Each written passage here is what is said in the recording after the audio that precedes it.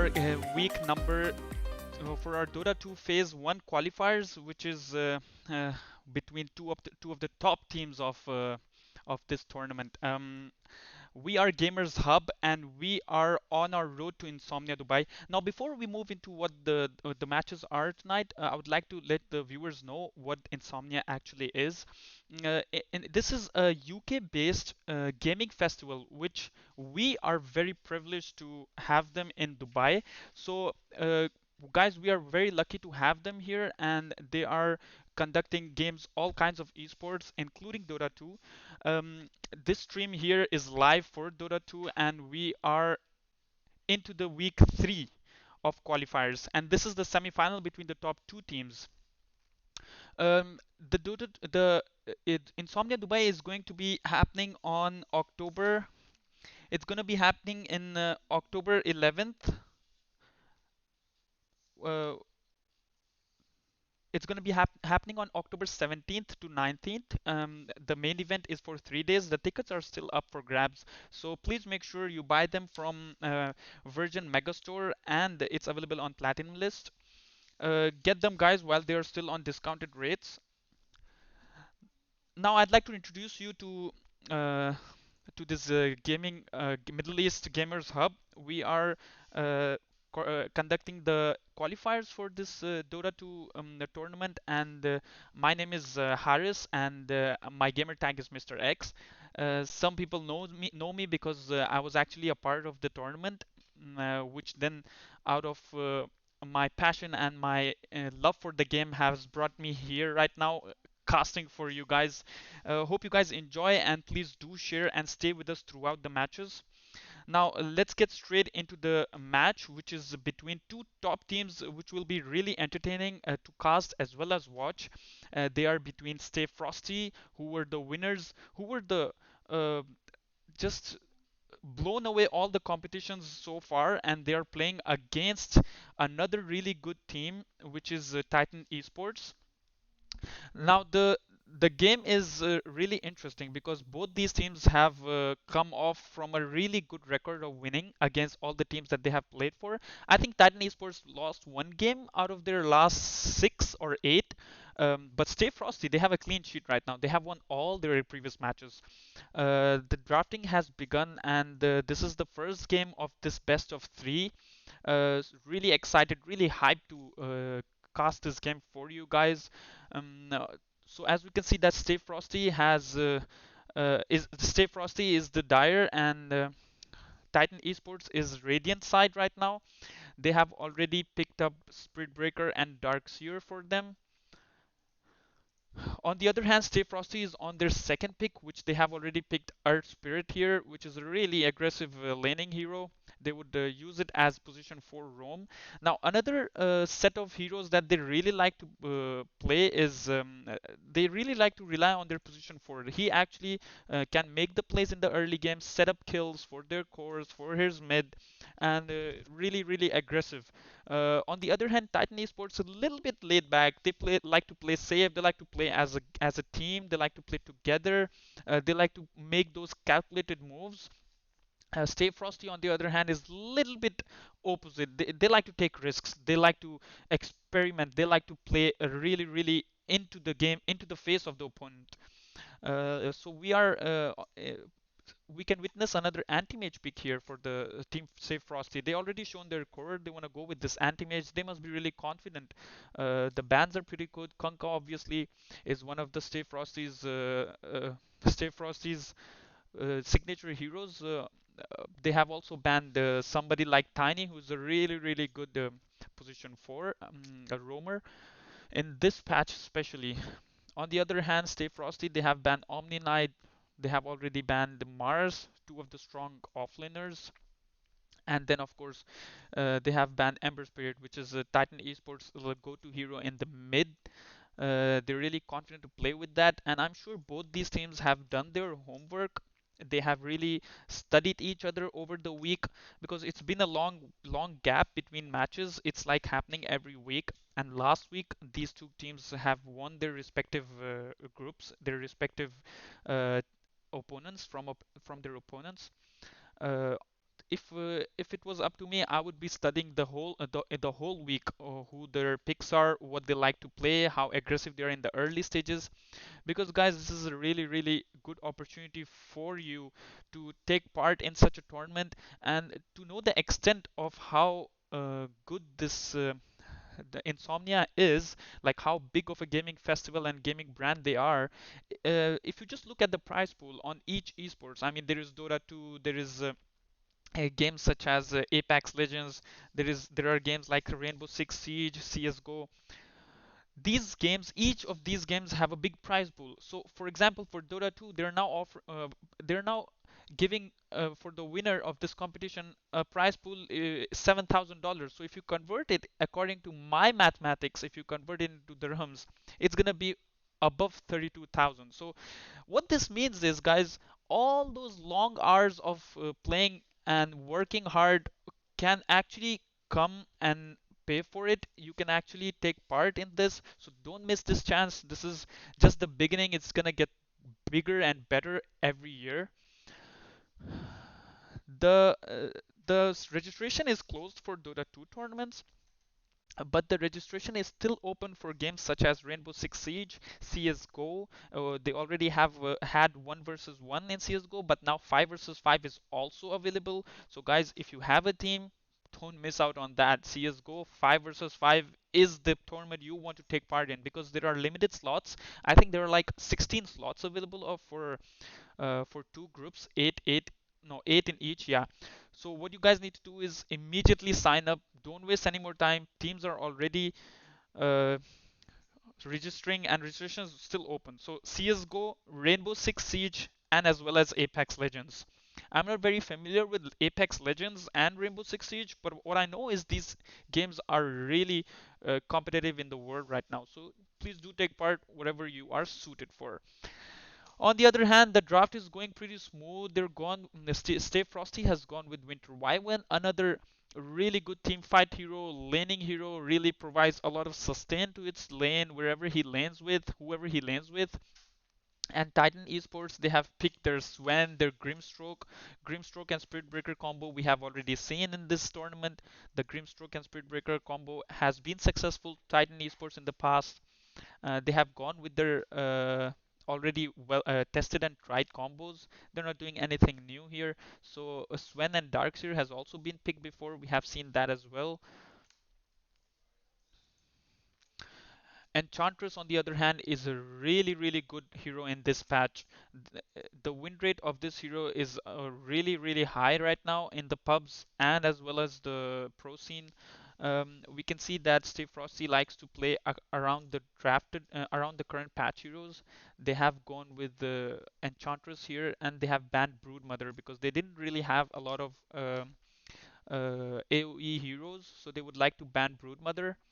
It's Titan Esports, no, Stay Frosty's final pick. They have a lot of reserve time. They must be thinking and taking their time.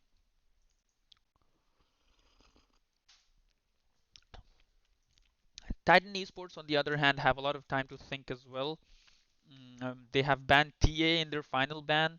Maybe thinking that they didn't have a lot of armor based, but they do have Sven, so maybe it's one of their signature heroes. Okay, they have gone with Leshrac, so that's a lot of pushing power as well as laning. Uh, Leshrac in the lane is really, really strong. He's got some amazing nuke abilities. They've gone with Lina, so Lina is a good matchup against Leshrac. Lina can provide that long, long range nuke of her own. And we have seen such a draft with Titan Esports in the previous games. Lina has been the really successful hero, as well as Grimstroke and Spiritbreaker. So let's get into this game one of this best of three, guys. Shout out to you guys, whoever is joining in right now. Please just stay with us throughout the game. Today's games are the semi-finals for this group qualifiers. They're gonna be epic. One thing is for sure, they will either be over quickly or they will go for late game. If it goes for late game, we're gonna see some really, really nice team fights. Titan Esports, they like to play it in the mid game, they like to take it to the late game, but Stayfrosty, they want to finish this early. They want to win the early game, snowball into the mid game, and just take this game with them. So, first game of this best of three is underway, guys. Let me recap a bit about last night. Last night was actually uh, the wild cards stage, which was between teams that were knocked out into the first groups in the first week of the group matches. So the teams that were fighting with each other in that group stage were Kenzo and Friends versus Mythical, and then the second match was between Dream Team versus Turbo Rats. Out of these, Team Mythical and Dream Team made it to the second round, and then it was a really, really tightly contested match. Uh, I was also a part of the team, Dream Team, actually last night. I have to say I'm disappointed by not winning that game, but we still played well. We lost 2-1 to Team Mythical, so congrats to them for winning, and good luck to them in the next stage, where next week on Thursday will be between the other groups, four teams fighting it out for this wildcard position, second slot position, and then they will be playing with each other. Whoever wins there will play with Team Mythical. On the other hand, today's games are the upper brackets semifinalists between Titan Esports and Stay Frosty. Next Friday is going to be between the other two teams of the winners from the past group stages, between Asmodan and Rails. So those games are really fun to watch as well. I can't wait for those. Let's get straight into it now, guys. Stay Frosty is just laid back in their side of the map, but Team Titan Esports is smoking up, gathering around, looking to play this aggressively in the early game.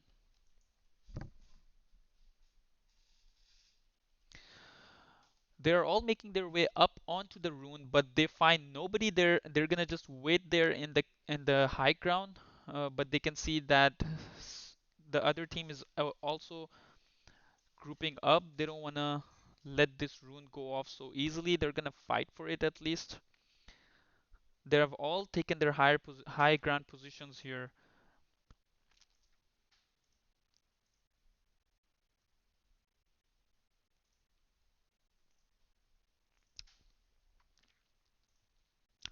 So they're moving their way towards the rune. They want to take this rune.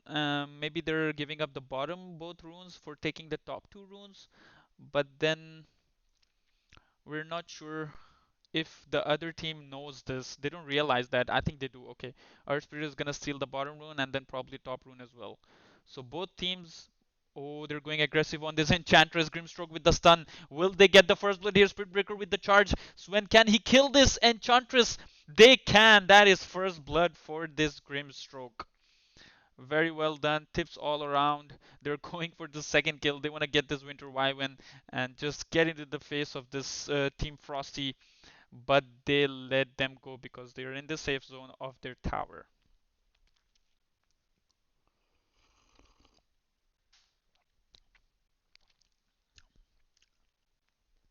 Oh, Lina gets stunned by Leshrac early on. He just wants to dominate this lane, not let Lina take any CS. Getting the last hits under the tower is always difficult, and Lina is just pushing that wave so Leshrac can have a difficult time taking last hits. But overall, it's a decent matchup. Lina with the first kill harass wants to take this game to Leshrac as well. Leshrac with the denies. Over in the bot lane, we have a pretty calm lane so far. I think it's a tri-lane bot. They're leaving Enchantress solo top, which is fine. Darkseer's making his way to the bottom. I can see that. Sven, he's got a couple of waves here to farm with. A little bit aggressive on that Grimstroke. Earth Spirit with the stun.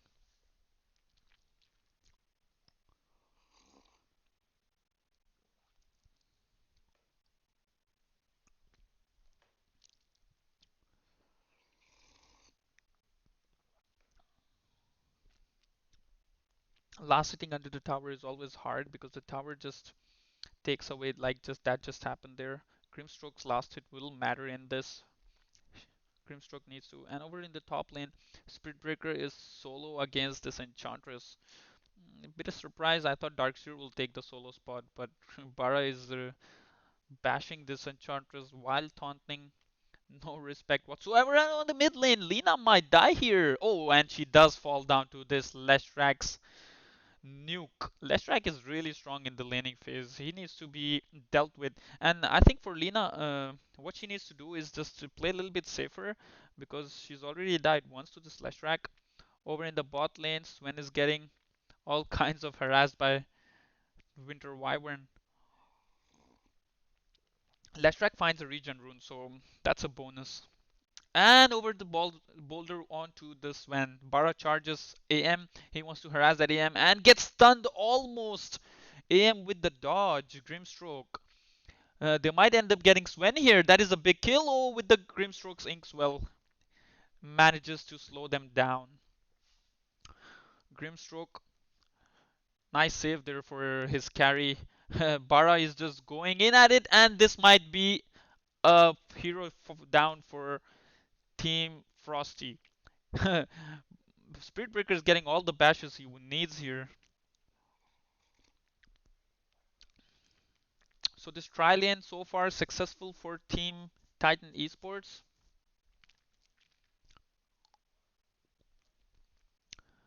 Enchantress on the other hand is having a decent lane, and Grimstroke with the kill again. That is a nice kill. AM buys back. He doesn't want to let go of any of the time, and this last hits, he doesn't want to go off the farm so easily. He's just gonna buy back, but they're gonna return. And he gets the boulder. AM wants to get this kill. He's angry, but will he be able to? Will he be able to get this buyback justified? But then he gets another kill. Okay, double kill. That is a good buyback in the end. They're going for more. He wants to get Grimstroke as well. Maybe Grimstroke is gonna go for this Winter Wyvern, but will he be able to? He won't. The bait is successful by Winter Wyvern, and the boulder rolling boulder is always so much in the side of this earth spirit. He can always just come into and the team fights and just escape whenever he wants to. Lina on the other hand is having a and he gets nuked immediately, gets harassed by this Leshrac. Leshrac taking all the last hits. He's sitting decent with 25 last hits to Lina's 26. But he's very much harassed by Leshrac here.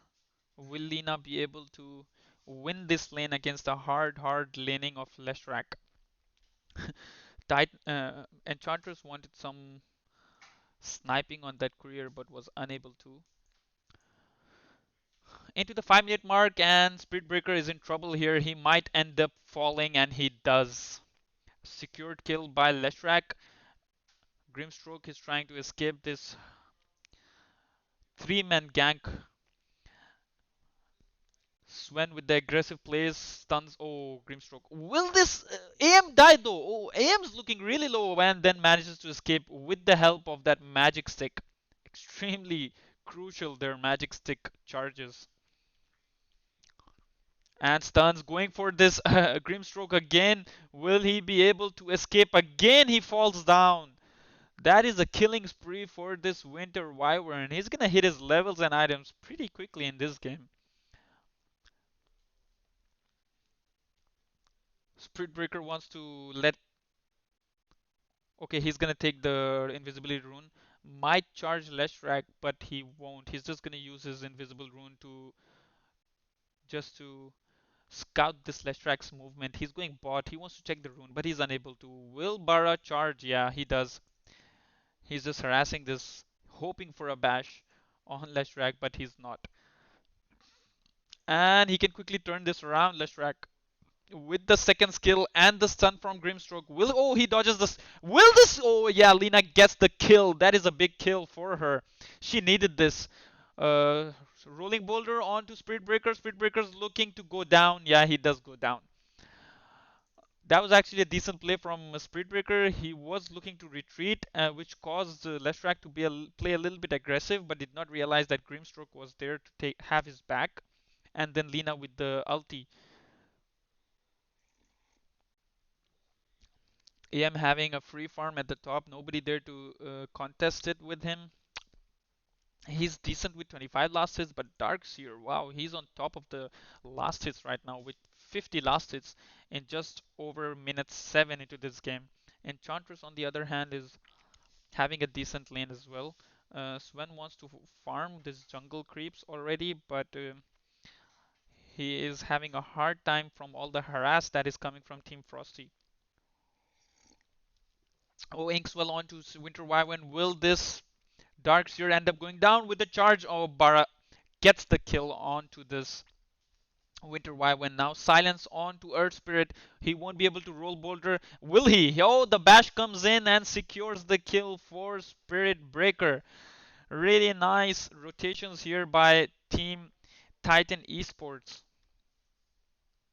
They're really taking this game to Team Frosty. They're not going to allow them to win this early game. So far, so good. Enchantress is, and this comes a gank onto, oh, with the kick and gets, this is gonna secure another kill. Yeah, for the Enchantress. Really good gank by Earth Spirit. And they're going aggressive on the Spirit Breaker, AM and Winter Wyvern, but Spirit Breaker is really tanky. I don't think he's gonna die so easily yet. Just allowing some space for this anti-mage to farm, and this is what Winter Wyvern needs to be doing, and he's doing that really well. Lina, on the other hand, sitting second in this CS with 53 last hits. Leshrac is falling a little bit behind now. If you check the net worth of this match, I think Enchantress, yeah, Enchantress on the top with Lina just slightly behind her. Okay, over in the mid, rotations are being made. Three heroes in the mid now for Team Titan Esports. Earth Spirit is looking to gank. Leshrac is ready. Bara charges, but he stops. He doesn't want to dive too deep. Grimstroke's stun is casted on Bara, but still Bara decides not to dive that deep. They know already that Earth Spirit is missing and he might be wandering around that mid tower.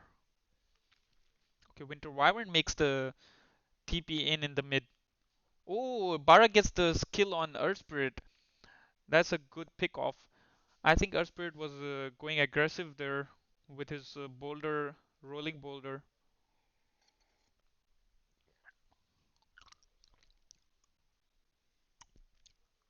I think this is a rune war here. Yeah, we can see a rune clash right now. They want to get these runes. They want to secure some bottle charges for this Lina, but she's unable to. Will this be a yeah? Spirit Breaker ends up dying. Lina might end up dying, and this is not a good move for the runes. They don't get end up getting the runes, and there were four heroes of Team Frosty aggressively contesting for that rune.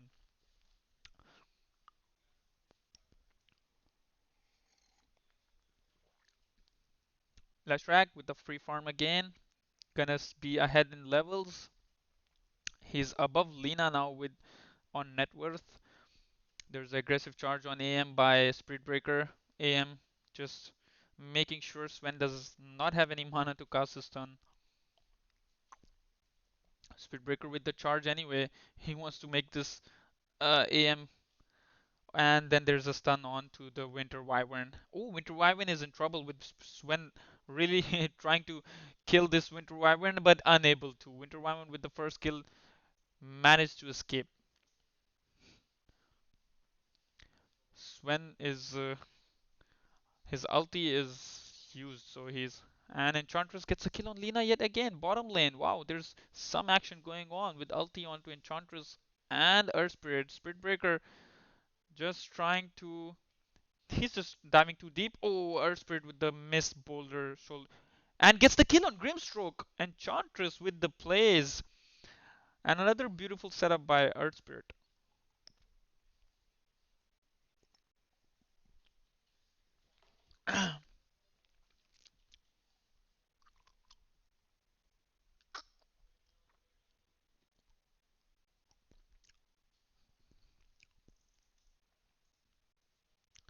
This game is looking really evenly matched at this point.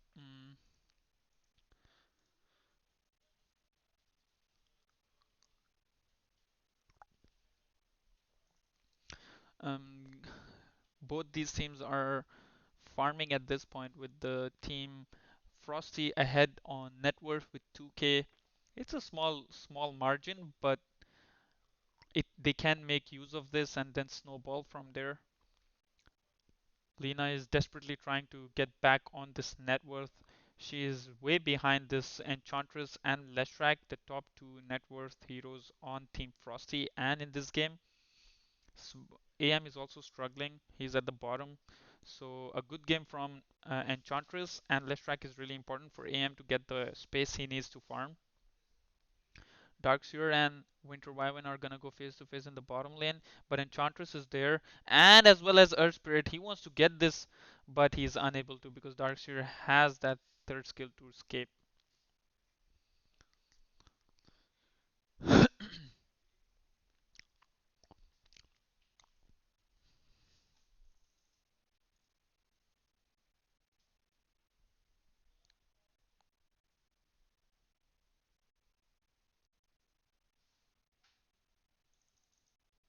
Oh, they go aggressive on this. Will they be able to? No, and TP's out Grimstroke successfully.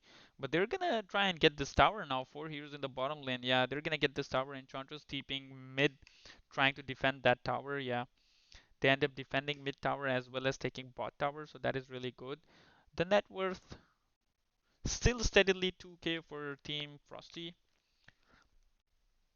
AM needs to get all the farm he can. AM is falling behind.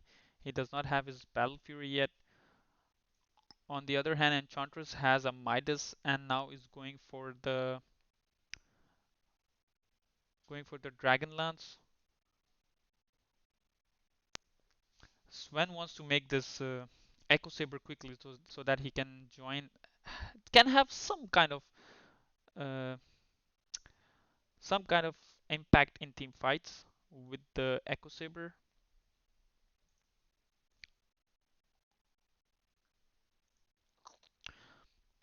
Enchantress making her way to the mid tower right now. They're scanning aggressively in a dire. They have fortified their structures and they don't want to lose this. Yeah, they don't want to lose this tower right now. They're going aggressive on this. They're just gonna, yeah, they're gonna disengage. They don't want to take a fight right now. But Lina with the harass and Grimstroke with the Inkswell trying to 15-minute mark. They're just gonna go for runes instead. Yeah, they're gonna back off, get the runes. Leshrac has a regen rune, so it's all good. He can handle this kind of harassment. AM is slowly climbing into the net worth with the almost reaching the, and there's a soldier and they go on this dark seer. They want to get this dark seer. Will they be able to anti-mage? Will he be able to get this kill and end up dying as well? So anti-mage, that's a really good trade by the Darkseer. He was able to take this AM. They both TP each other because, let's be honest, Anti-Mage should not have fallen there. So the team Titan Esports, they try to go aggressive on this mid tower, but they know they're unable to. Some aggressive warding by team Stayfrosty. They have vision on their bottom jungle, bottom shrine. Lina is farming. She just got her eels, so she's gonna start making plays with her stun now. They have smoked up here, Team Stayfrosty. They wanna get something out of this mid game, create some space. AM is dead for. Yeah, they're grouping up near their tower. Will they be able to get this Lina though? Yeah, that looks like, oh, Lina with the Yule saves. Bara comes in charging with the team fight here, but Sven comes in with the three-man stun. Will he be able to get this Earth Spirit? He is unable to with the saves. Oh, Winter Wyvern ends up going down. Will this Bara go down? Oh, this Lina is dead as well. Darkseer with the vacuum, who does not have an ulti. That is a 2 for 3 trade so far. Will Leshrac end up dying? Leshrac dies as well. Sven gets the triple kill. Really lets him leapfrog on top of this net worth chart. He is on top now with a lot of farm. That Echo Saber just coming at the right time for that team fight. That big kill of Leshrac. Lena, on the other hand, is really soft. Still, she's just dying. She needs that BKB as soon as possible. Darkseer is pretty much farmed right here. He's gonna go for his pipe next. Because he realizes this Leshrac's danger. Leshrac and Enchantress are really a threat in this team fight for Team Titan Esports.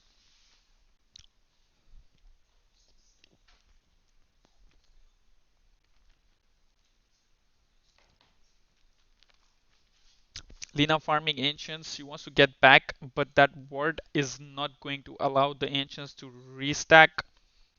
She does not realize that right now because she might realize. And it's aggressive on to Sven. Will they be able to get the Sven though? Oh, they do end up bringing Sven down. That is a big kill. That ward is paying off, isn't it? Earth Spirit with the plays yet again. And Enchantress damage is just too much. With the right rotations, that is an excellent plays by Stayfrosty. They're making sure that these smoke gangs do pay off. Yeah, there is this. And Leshrag's going aggressive on this. Spirit Breaker lands the Eul and stun combo. Will he be able to get this Spirit Breaker? It looks like it. Oh, just dodges, but Winter Wyvern gets it. Secures that kill with the second skill. Really nicely played by Winter Wyvern. They're gonna end up getting this tier 1 mid tower now. Team Titan Esports nowhere near contesting that. They're gonna Darkseer is just gonna try and pressure this top tower instead. It's gonna force a response TP by Enchantress onto the top lane. Sven farming nicely. He's got his BKB queued up. Yeah, and Lina as well. They both need a BKB to survive and have some impact in this team fight. Sven wants to go aggressive on this AM, but will Bara charge with the Grimstoke stun? Let's see if they can able to. Yeah, if they're able to make. Yeah, he's just trying to bait out the AM's third skill, and will they be able to kill this? AM is really soft at this point. I really did not realize when being able to bring him down on his own. And they didn't even need Grimstoke's stun on this Bara, and they're able to bring him down. Bara didn't even end up using his ulti, so AM needs to be careful now. He has the potential threat of Bara charging in and causing a lot of damage. Lina trying to play aggressive, get this mid tower, and it seems like they will be, but they fortify. 20-minute mark, they're gonna go for their runes. Yeah, Lina just making sure no one is TPing in the trees. Ends up getting the. This game is really back and forth here. Sven ends up dying, AM ends up dying, so really interesting game on our hands, guys. Make sure to share this stream. Shout out to you guys once again. You guys are really, really sticking with the games and sticking with the tournament so far. Make sure to share the link. Lina going aggressive on this AM who Eels, but I don't think that was the right combo that she intended to. Will she be able to bring this AM down? And she does. Excellent job. This Spirit Breaker is causing a lot of damage to this AM. Yet again, that charge is just a nightmare for this AM. Whenever he charges, there's a potential threat of killing this AM. Antime struggling with the team fights, struggling in his farm. He is way behind in this net worth charge, just over 8k.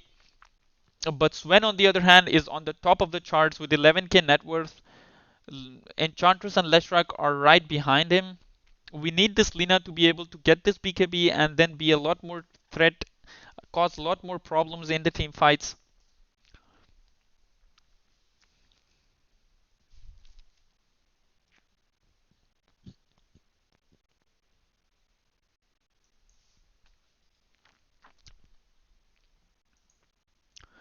Will we see another rotation, another smoke gank from Team Frosty? They want to reply this AM's death by killing a few of their cores on their own. Lashrak goes aggressive on this Spirit Breaker, but they don't have the follow up with this. Yeah, these guys gonna get stunned and gets Saved by Winter Wyvern. Winter Wyvern going aggressive. Does ulti Sven's BKB. Grimstroke on the other hand. Nice ulti. Will Winter Wyvern end up going down? And will Leshrac too? That is a messy, messy gank from this Leshrac. Team Frosty is really looking to be in all over this place. They're gonna go for the next objective. Get this Roshan while Sven has the ulti and double damage. This is just a dream scenario for them. They got everything they need to bring this Roshan down. Team Stayfrosty is really going to be on the back foot here. They don't want to end up losing one more team fight. It's gonna cause a lot of. It's gonna cause them a lot of. Oh, it's the Earth Spirit decides to jump in to get this, steal this Aegis, but he's gonna end up dying as well. Brave move, but I don't think it was going to work in the end because they are well aware of the position of Embers of this Earth Spirit.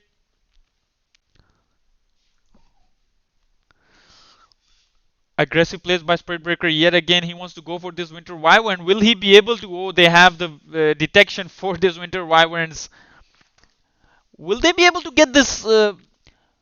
Oh, they're going aggressive. They're going aggressive again. Will this be another messy team fight that Team Frosty cannot afford with the vacuum on 3? That is a dream combo. Really messy. They're on the retreat right now. Earth Spirit comes in trying to save his team from another team fight loss. They end up getting Spirit Breaker. Now they're chasing Sven, but Enchantress ends up dying. Sven is on the other hand trying to retreat, but he has the Aegis. Will he be able to bring?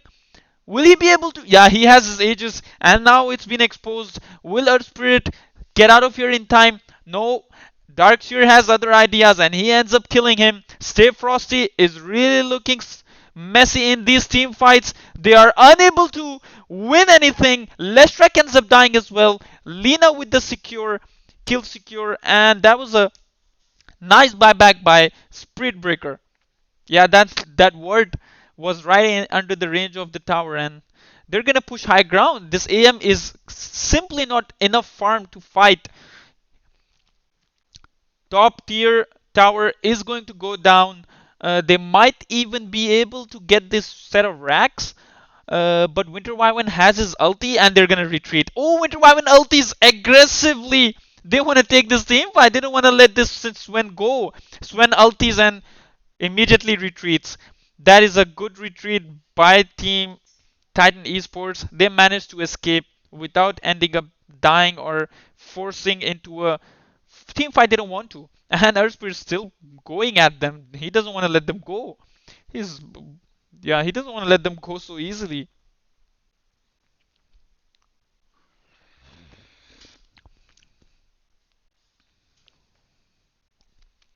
Sven just gonna continue farming. He is really behind in this net worth.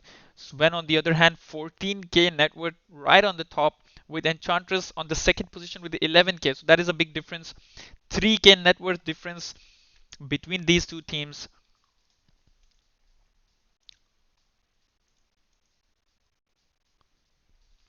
Enchantress looking to pressure the top tower.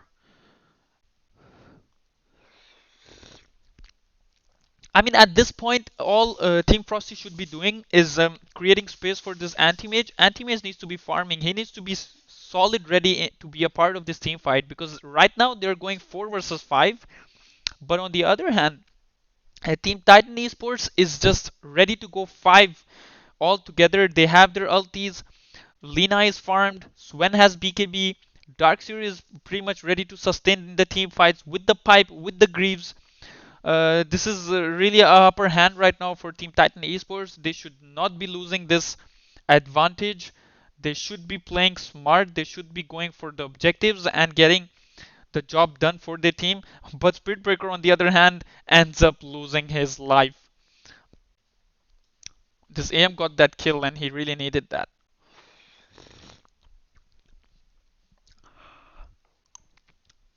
Leshrac making his way down and he finds Sven. Will Sven be forced to use his BKB? He does. Winter Wyvern with the ulti just trying to delay his BKB. But he still has enough time. This looks like a trouble Sven. Yeah, he's gonna end up going down.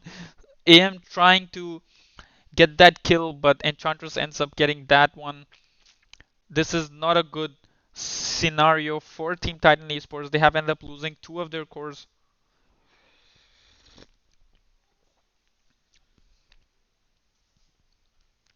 Winter Wyvern with the aggressive warding, they want to take these objectives now. They want to force a team fight in the bottom lane. Maybe go for the tower as well.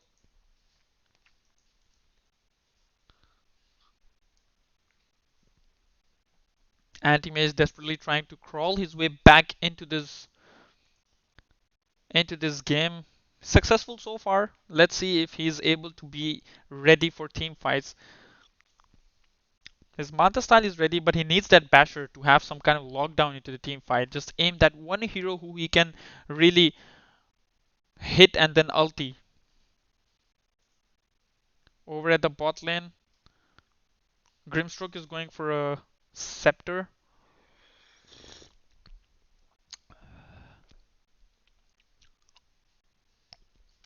They're really into the jungle of Team Titan Esports here. They're both on the other sides of this map. They don't want to be forcing a team fight here when they don't have to. Okay, then they go for a Grimstroke. Will they be able to? Yeah. Grimstroke tries to ulti, do something, but unable to. Bara, on the other hand, is charging, but then cancels. They're giving these pickoffs which are not really good for this team for this point in the match, because they need to be looking to grouping up as five and then taking some team fights, because right now AM is just farming and farming and farming. He is on the second now on the net worth list. As time passes, he's just gonna get stronger, and I think this anti-mage is skipping his basher and going, and that's a team fight. Another team fight here for Steelbreaker. Charges with the Winter's Curse onto Lina. Four heroes are hitting her. This could be bad, but he ends up getting a vacuum onto four heroes. Winter Wyvern ends up dying. Will this be another death for this Leshrac? Sven is just eating these heroes up. He's just too strong right now. Winter Wyvern on the Enchantress now is in trouble too. Will end up dying. Gets stunned by Sven. Earth Spirit is trying his best not to let Leshrac die, but ends up. Will the Earth Speaker be the fifth? Yeah, he will end up dying. That is a messy team fight yet again. Stayfrosty are not winning these exchanges. Every time they're looking in a good position, they force a team fight, but they end up losing. Team Titan Esports is playing flawlessly in team fights. Sven getting the stuns he needs. Whenever he sees Leshrac, jumps onto Winter Wyvern, gets those two first, and then the team fight gets easier.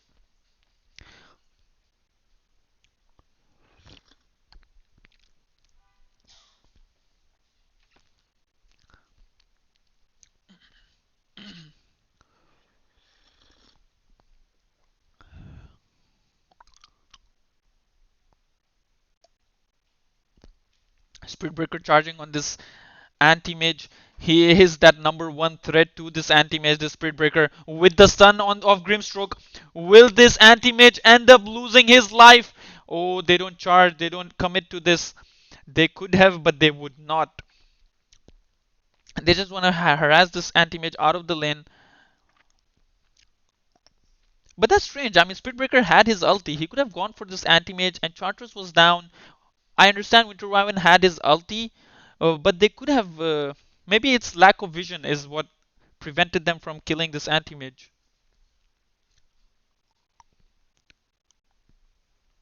Team Frosty again trying to create some space, just trying to farm bot.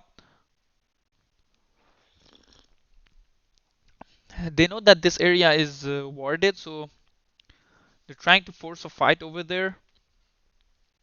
But how farmed is this Darkseer? I mean, he has his Lotus Orb as well as Greaves and a pipe. Darkseer is looking really strong right now in team fights. I still favor Daedalus on Sven, so I still favor Titan Esports to be having the upper hand in these team fights. All they have to do is try not to get caught into the Winter's Curse. After that, they are just gonna demolish this Team Frosty. A rather unusual scenario. I was expecting Stayfrosty to be a little bit more dominating in this match, but they aren't. Looks like they have met their match finally. And this is what I was expecting from Titan Esports as well, to really test these Team Frosty team take them into some deep waters and just see how can they respond to such pressure, such a game of semifinals.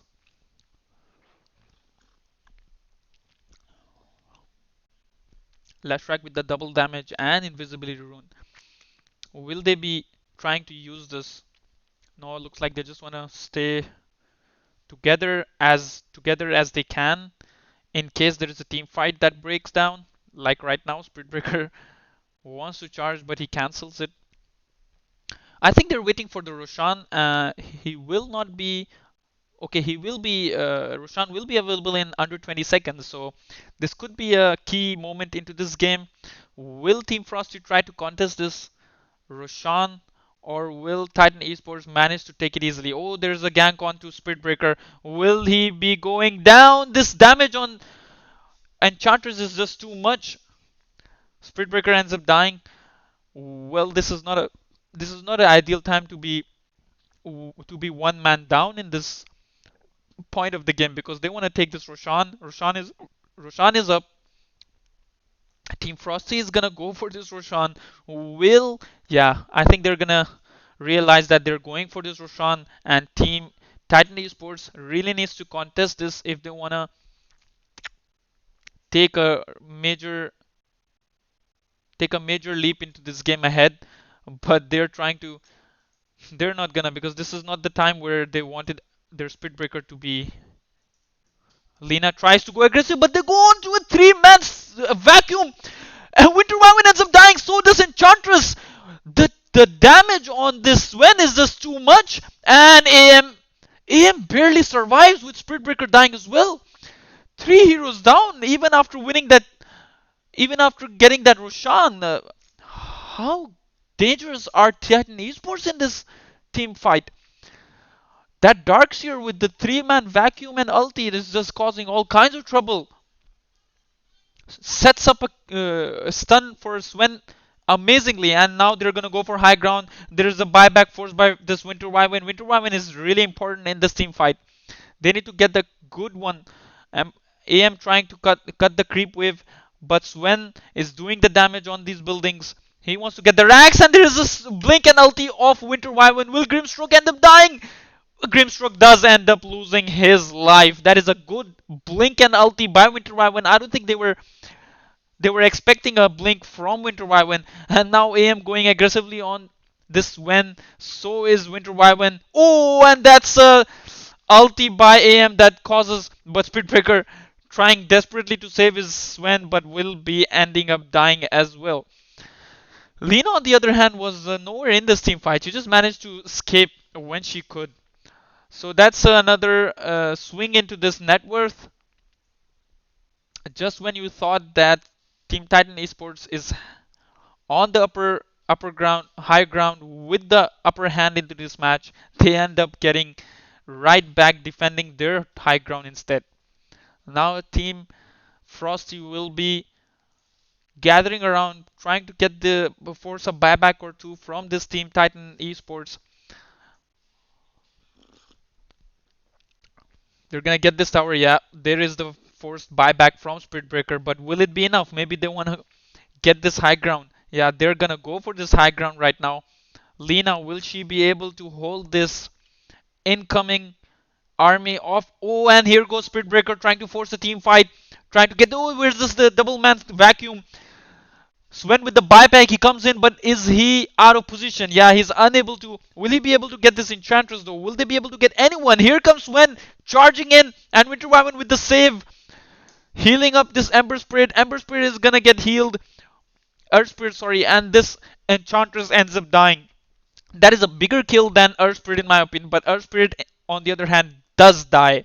So this game is just going back and forth yet again with the Team Titan Esports charging down mid, as we have seen 2 minutes ago. They were defending and now they're charging again to that high ground of Team Frosty.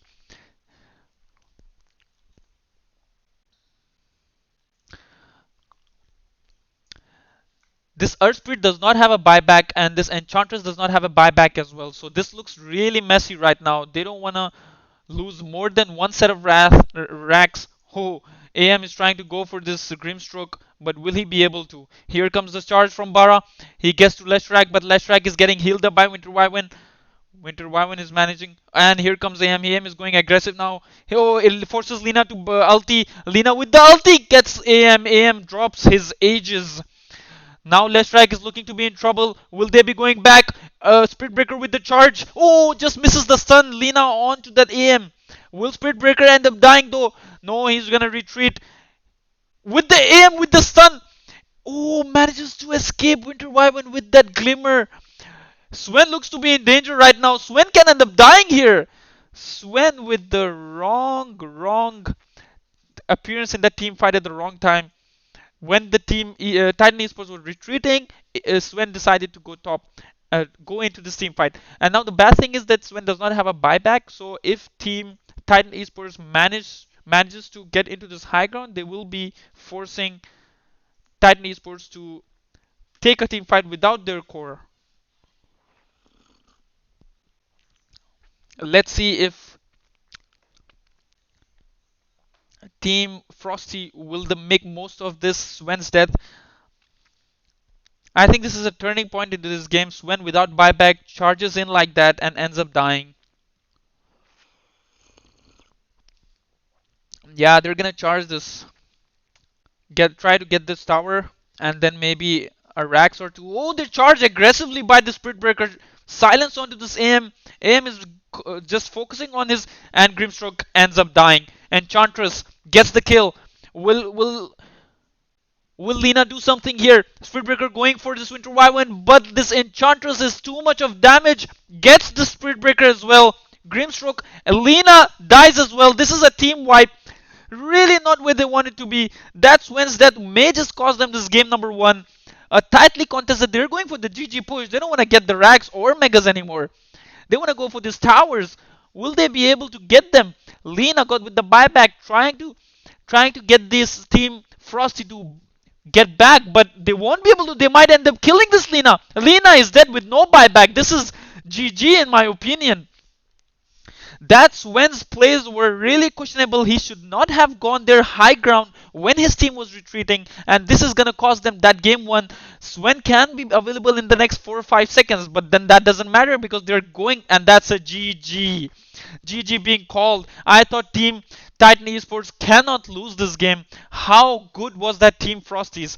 I think that Sven's play was really questionable. Sven should not have gone high ground. It is a really bad move. It messed up their first game. They should have won that. Sven going ultra aggressive there without buyback. It's just cost them the game here. In my opinion, that was the game changing moment. Game 1 is done.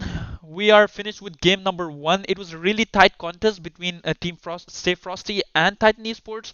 I thought Titan Esports played really well up until that one big error of Sven. Sven should not have gone the high ground, and that costs him to die without buyback. And Team Stayfrosty just charged down mid and got the GG push without getting the racks or megas. Stay tuned, guys, for the game number 2. We'll be back shortly.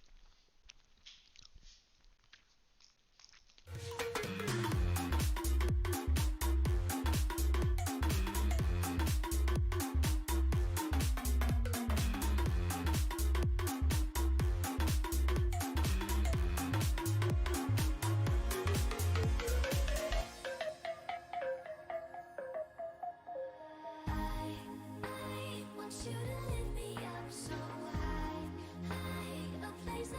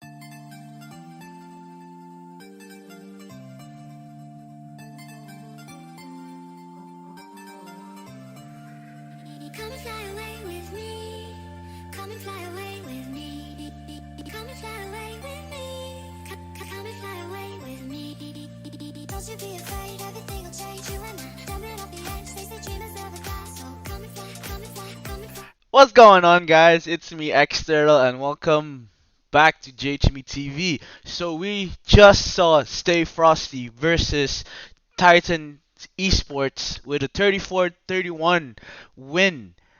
That game, and it's just game one. How intense was the game so far, right? Am I right? It's crazy how the whole match was insane. I can't believe it. I am supporting Stay Frosty. All right. I am supporting, and yeah, they've been performing really well since the first matches in the previous weeks, and of course, just talk about Insomnia as a whole. We are running the tournaments, our Road to Insomnia tournaments for the main event, which is going to be in October 17 to 19. October 17 to 19, yeah. And it's gonna be a fun festival. And once again, guys, we've been telling you this. It's not an expo, it's a festival. So it's all about having fun. It's all about gaming. It's all about esports. It's all about gaming in general. And so far, in the past 3 weeks, we have been at it with Dota 2. And in the next coming weeks, we will be running games, Rainbow Six Siege tournament, CS:GO 1v1 and 5v5, Apex Legends within the month. Guys, if you still haven't registered as a team or as a player, do register. Check us out, gamershub.me. We got the games, we got the tournaments, we've got the schedule, we got the bracketing ready up. It's all coming. So check us out. Alright? So I did mention it's a festival, right? And along with the festival, there's a couple of things you can do uh, on the main event. In the main event, so we got cosplayers, which I believe Insomnia. You can register yourself in Insomnia Dubai's main website, insomniadubai.com. Check their stuff out. They've got cosplay, they got VR, they got drones, they got influencers, they got merchandise that you're going to be selling on the day itself, and you guys can grab your tickets at you guys can grab your tickets at Virgin Megastore tickets, right? And Platinum List. And all of this right now, it's on early bird discount, and all of this, guys, check them out. Check our tournaments out. Come visit. Buy your tickets now. Don't miss out. All right, and as we get into game two, we will be right back with Yasser, and yeah, see you there.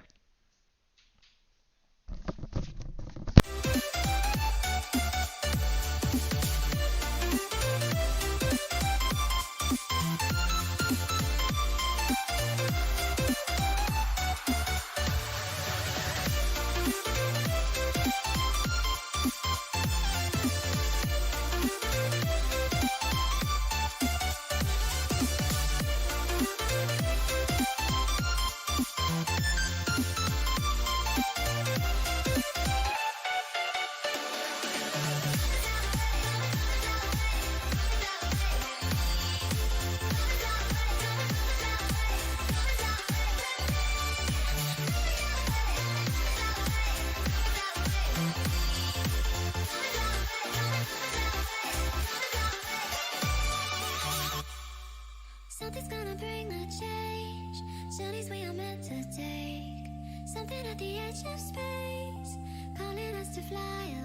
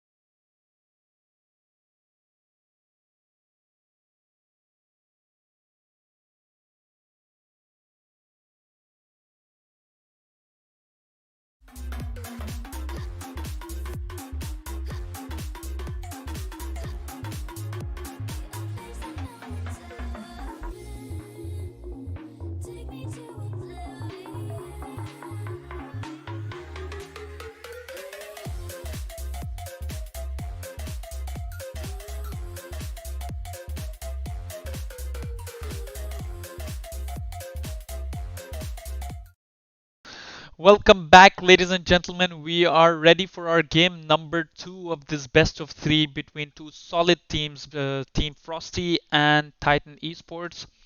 Let's go over the first game. I thought Team Frosty had a better draft in that middle matchup with Leshrak going against Lena.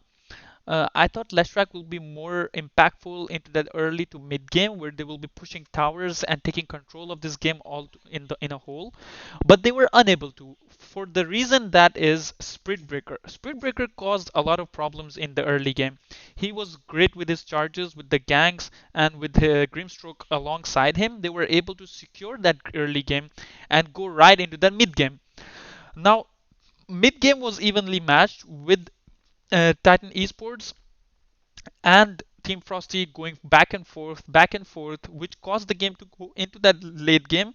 But there was one key error done by Sven.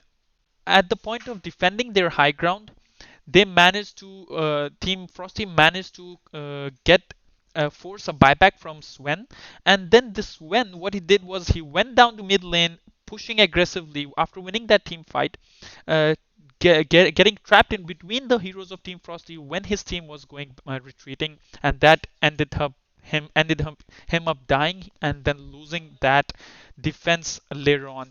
It cost them the game, but then what they need to do here is just move on from that. Try not to think about it.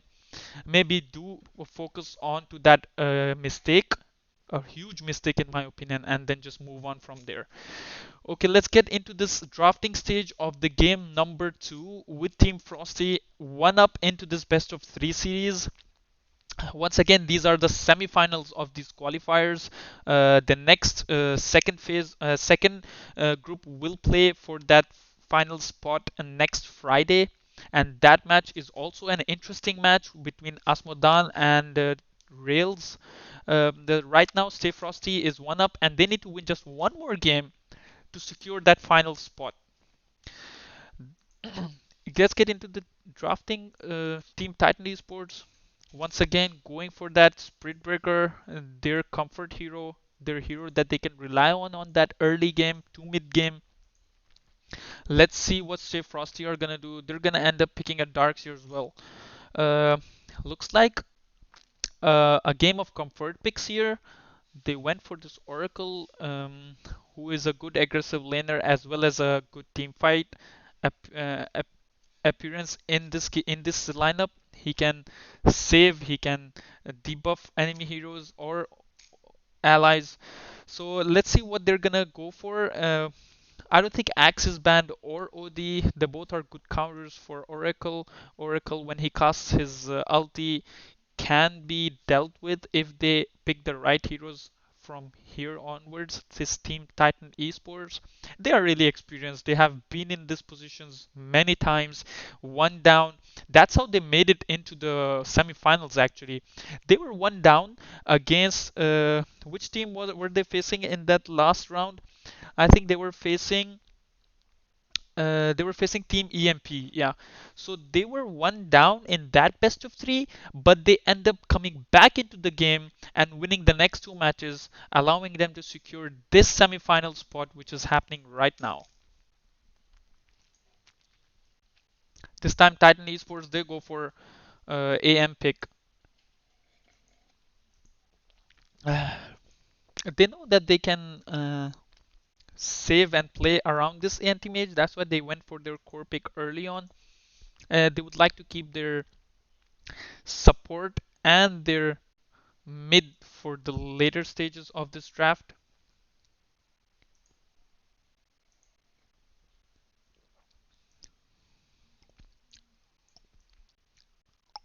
Centaur Warrunner is banned from Stayfrosty and Monkey King is banned from Team Titan Esports. Maybe they know that Monkey King is a strong hero for Stayfrosty in the mid lane, especially. I don't think Titan Esports realizes this, but Stayfrosty is playing without their uh, mid from previous games, who likes to play Konka a lot. That's why they're still banning him in the first round itself. Maybe they don't realize that that player isn't playing here now.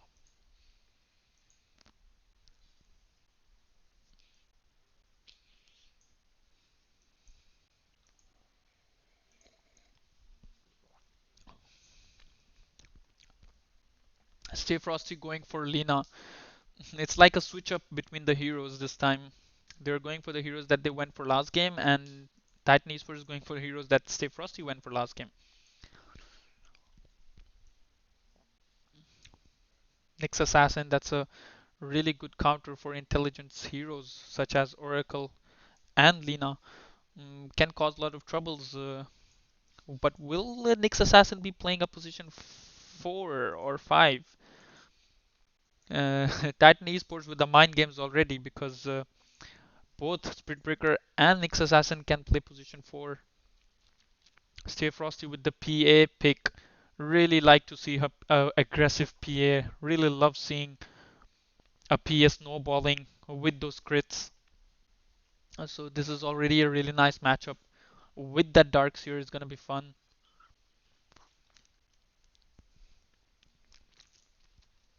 What will they pick for countering this Phantom Assassin? They go for Tinker actually. Tinker is a decent pick here. Can create space for this AM. Spirit Breaker with Tinker and Nyx Assassin as always can all be a nuisance in the team fights in the early game as well as in the mid game. Who doesn't like seeing a Tinker and a PA? This is going to be an interesting game.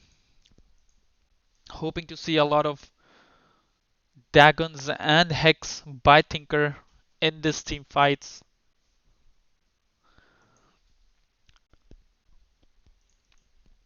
Who will stay Frosty ban here? I mean, if you can see on paper, they have their position 1, 2, 3, and 4. Will they be going for a position 5 next?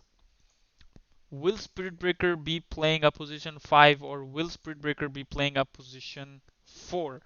And if that happens, will Nyx Assassin be playing a position 5? This is really a matter of time where we get to know. They ban a Bane. Bane is actually a really good counter for this Phantom Assassin.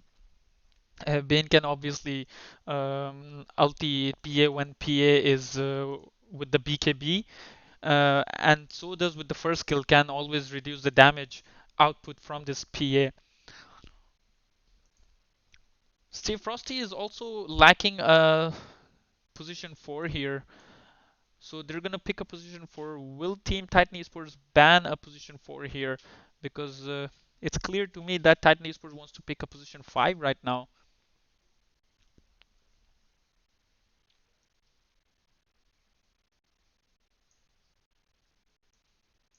I think they're taking their time. They just wanna ban one of the heroes that they are trying to avoid in this game.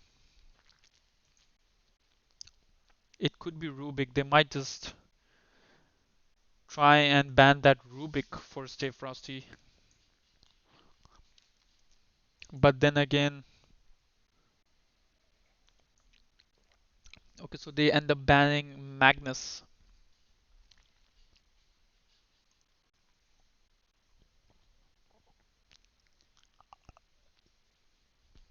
Who will they pick as their position 5?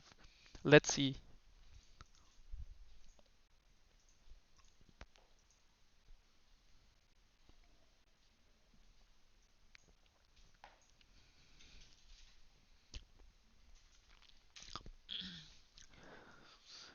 They have their time on their hands in this drafting. They can think who they want.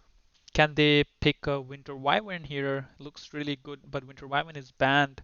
So they might just go for somebody like, let's say, a position 5. Will they go for position? Okay, they'll go for Beastmaster. This tells me here that Spirit Breaker will be playing a position 4. If you look at the last game, they went for position 4 Spirit Breaker, so they might go for position 4 Spirit Breaker again. And this Nyx Assassin might end up being the position 5 in this game, which is unusual, but then it all goes down to how they have played in the past. Maybe they have gone with a similar draft. Stay Frosty are looking to get their last pick of the game as well. It's they need to have a position 4 here, a roamer. In my opinion, Rubik looks really solid. Will they be going for Rubik or will they be going for somebody that can counter this Tinker? They can go for. Oh, they go for Shadow Fiend. So this is really, really tricky here. Who is going to play what position? Is the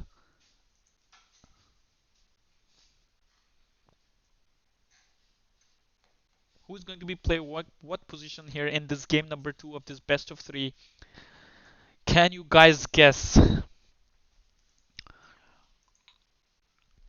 This is really interesting and unusual drafting by both these teams. I think they both try to play mind games with each other.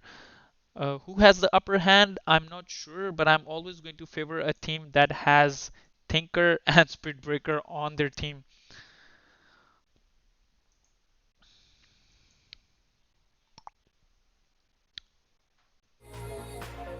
Take me to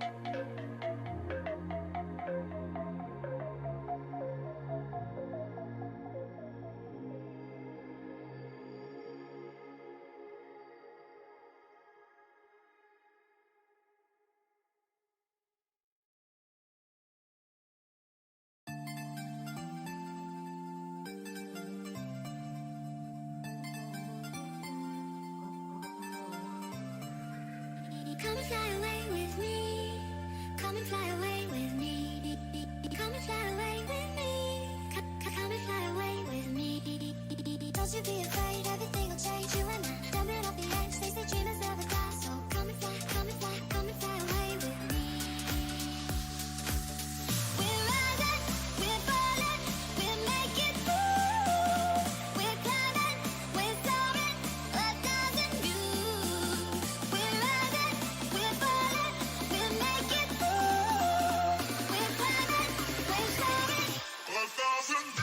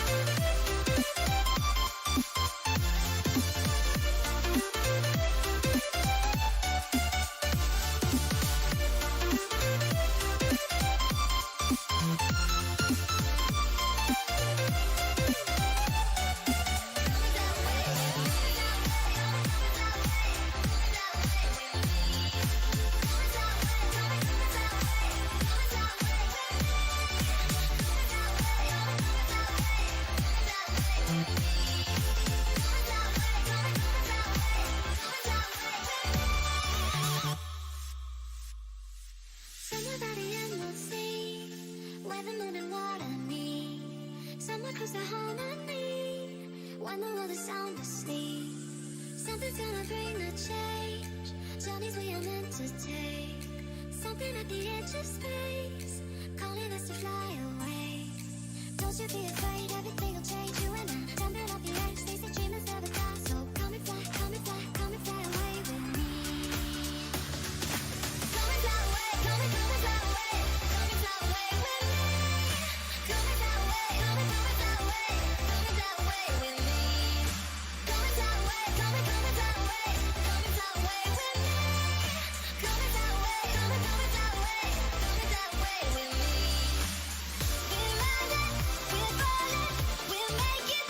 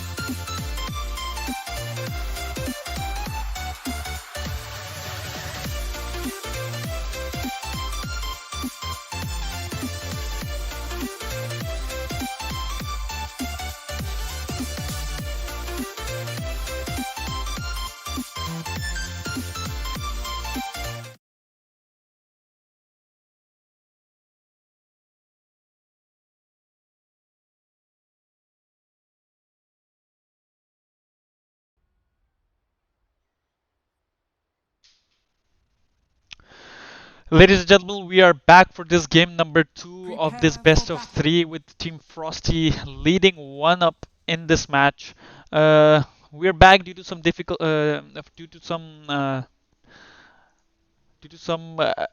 issues with the team. One of their teammates was unavailable, and then they went for all pick and then selected the same heroes which they drafted. Let's get straight into this game. We are underway for this game number 2 of this best of 3. Shout out to all our viewers who are tuning in right now. Don't miss this game. It's going to be an exciting one. Team game number 1 was exciting as well. Game number 2 is underway. Will Team Frosty win this clean sweep 2-0, or will Team Titan Esports come back and show that they are here for a reason and show the way they played in the game 1 and repeat it, and this time make sure they don't make a big mistake. Guys, Insomnia is just around the corner. It's in October 17th to 19th. It's a 3-day main event. Please make sure to get your tickets. The location is in Meydan Grandstand. It is in Dubai. The tickets are still available in Virgin Mega Stores and Platinum List. They're available. Just get it as early as you can. They have a discounted price for early buyers. So please make sure to get them whenever you are at the mall, at the Virgin Mega Stores. Let's get straight into it. And now the teams are looking to set up around the runes, get the runes when they are almost time for this. We can see immediately that this Beastmaster is going to provide a lot of vision with his bird, which he's 30 already seconds to battle. providing. This Phantom Assassin is under the radar of this team, Team Dire. Will Team Titan Esports be able to turn this around into a victory and then go on to win their series 2-1? Or will Team Frosty show up to their expectations and win this best of 3 2-0? We're just gonna have to find out.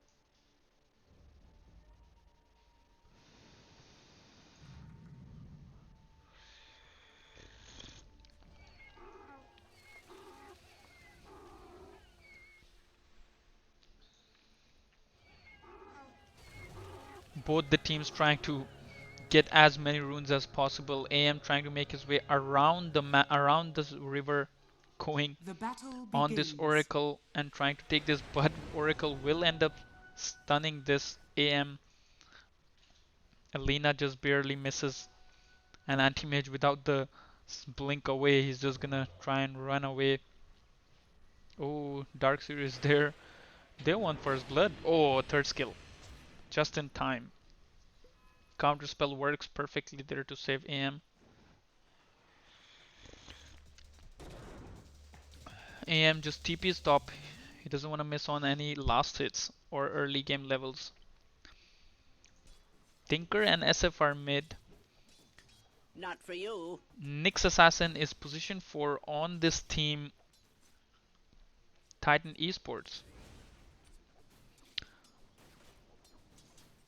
On the top lane we have Spirit Breaker position 5 trying to create some space for this anti-mage to farm. So Spirit Breaker is taking position 5, Nyx Assassin ends up being position 4, whereas throughout this tournament we saw that Titan Esports likes to play position 4 for the Spirit Breaker. Nyx Assassin playing the solo offlane role here with Beastmaster also in the lane, so it's a really unusual lane here by Team Titan Esports, but we are pretty sure that they have practiced this draft in the past and they wanna turn this up in this must-win game for them. They have to secure this early game in order to push into the mid game and then hopefully finish this quickly, because late game potential for this team Frosty is really scary, especially with that PA. If PA farms early on and gets those stacks in the mid game, she's just gonna snowball. Lena is playing position 3 for Team Frosty. They're also going for something unusual here. Maybe they just want to get some levels for this Darkseer and Lena together, but how do they manage that? I'm not sure. Because one of those will have to roam at some point into this game, leave the other one to get some levels, and it could very well be Darkseer being the position 3 hero. Lena can be a roamer with the stun that she has, and she can provide a good kill here and there.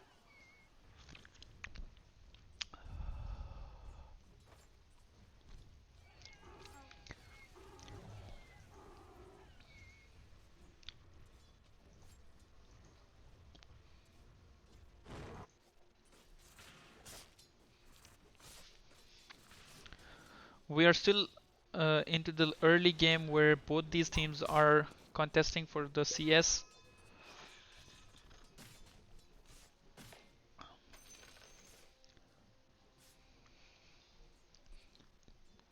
So it could be a position 4 Nyx Assassin with position 3 Beastmaster.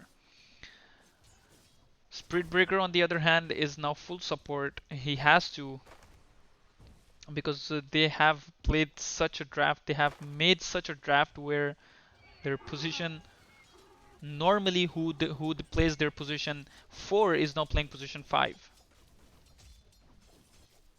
I still think they could have picked somebody like Rubik to have a proper position 4, but they went for Beastmaster. Maybe they want to shut down this PA really bad.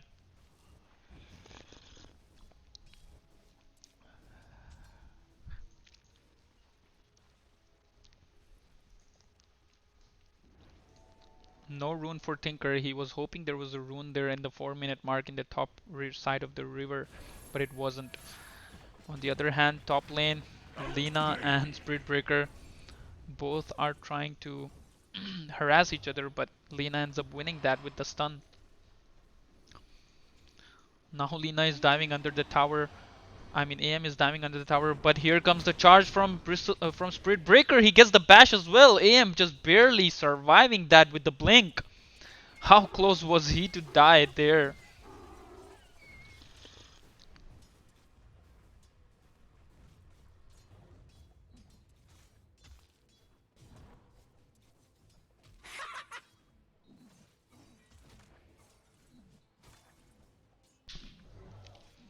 Say not so.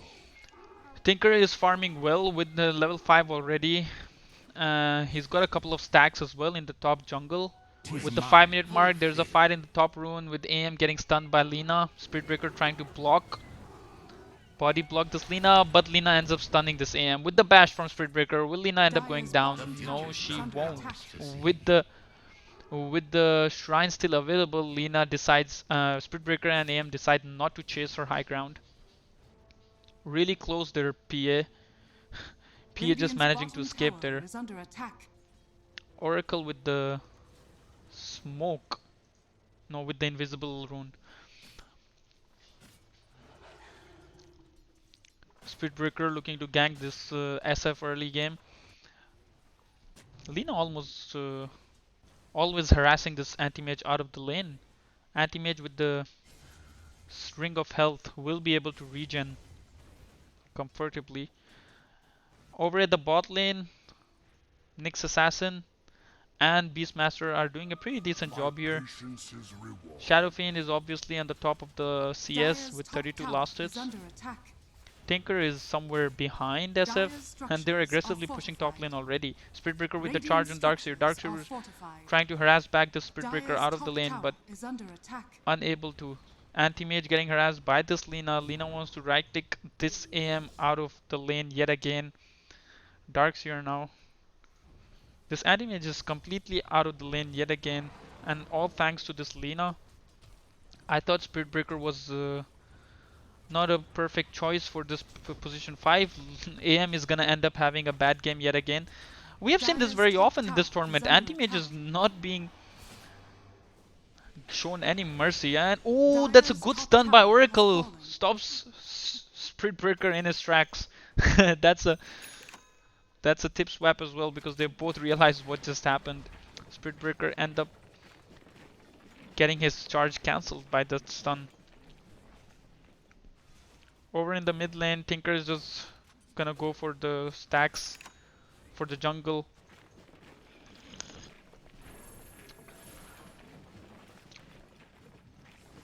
Tinker with the level 4 Tinker with the level 4 March of Machines is easily able to take all these Dire's middle tower is under attack. neutrals. Spirit Breaker with the charge top, he wants to Dire's get to structures are Lina. fortified. Lina almost in the animation of the stun misses Spirit Breaker with a couple of bashes, and here comes the stun. Spirit Breaker in trouble. Spirit Breaker wants to go right behind now. Will the anti-mage be able to save? And they both decide not to chase. Over in the bot lane, it's pretty calm here. Nothing happening. Beastmaster or Nyx Assassin unable to do anything. Nyx Assassin 3P's top, trying to set up a kill for this Animage.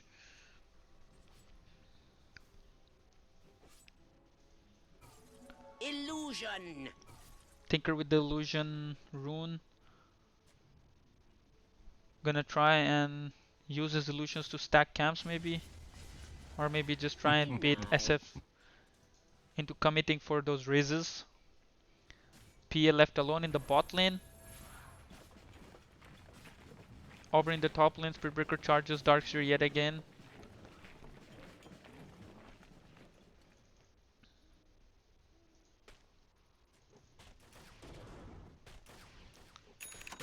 Oh, they go for a kill and they get the first blood on this Oracle. First blood.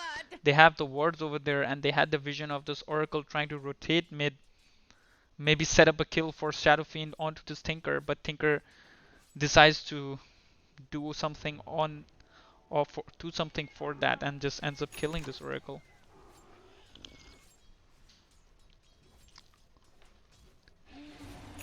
Charge on this Darkseer, 3 heroes on him. Nyx Assassin with the stun. Will Anti-Mage be able to kill? Anti-Mage secures that kill, and that's a really nice kill for Anti-Mage that is already lagging behind.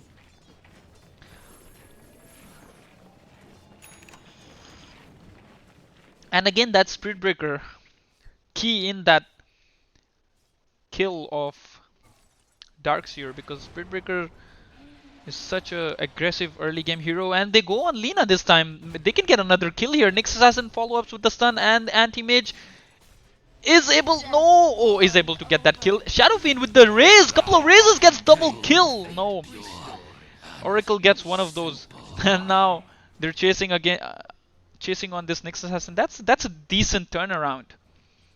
The Shadow Fiend landed those 2 raises perfectly, and just nuked all 3 heroes. Nyx Assassin was able to dodge most of it with the 3rd skill and ends up escaping. They lose 3 runes as well, so Ha ha ha! It's working. that was a good rotation by Shadow Fiend. Now they want to go on this Phantom Assassin in the bot lane. They don't want to give. Oh, over in the mid lane ends up bringing Nyx Assassin down. 3 heroes. Nyx Assassin being over aggressive here.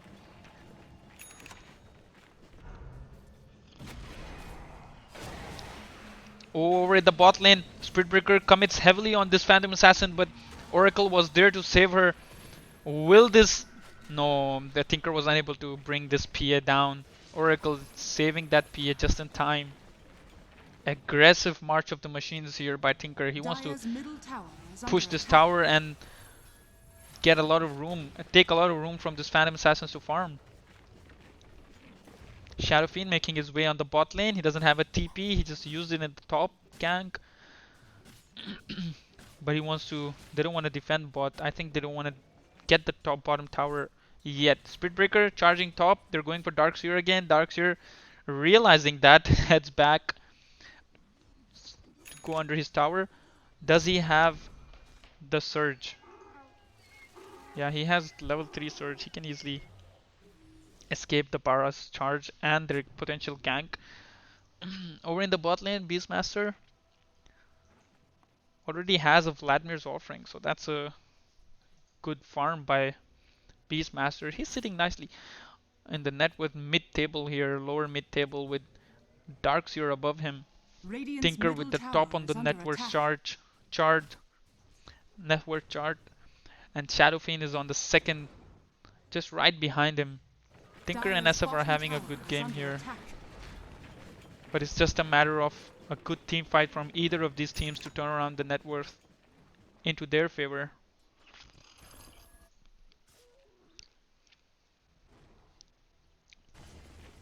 Beastmaster will be key in these team fights. His vision, his ulti goes through BKB, so it's gonna be really a crucial Beastmaster's game here. Titan Esports cannot afford to lose this game. This is the second game of this best of 3 with Team Frosty already one up. What I like about Team Frosty is that they are very composed. They don't panic. They make sure that the other team makes a mistake and then capitalize on it, like they did in the first game.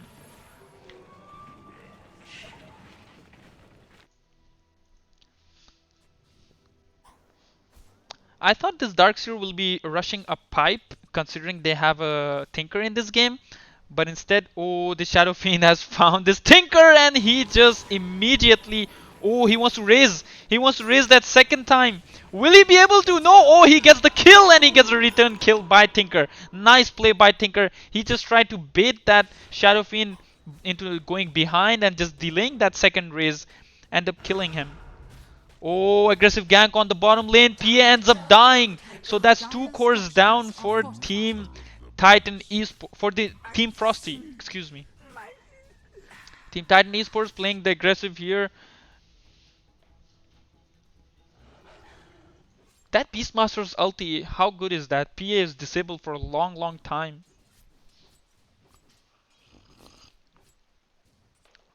Animage with the below. Oh, they're ganking this Lina in the bot lane. They're diving towers. They get the Radiant's kill. bottom tower is Beastmaster. under attack. Your elements. Oh, and they want some more. They're going for Oracle. Here comes the bash.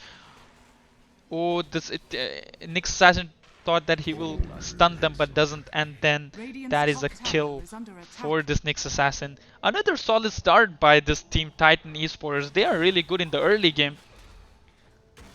In my opinion, they played really well in the first game as well. Just this PA did not realize that they have a ward in the cliff here, and Tinker making the most of it. That's PA dying twice in the last 2 minutes.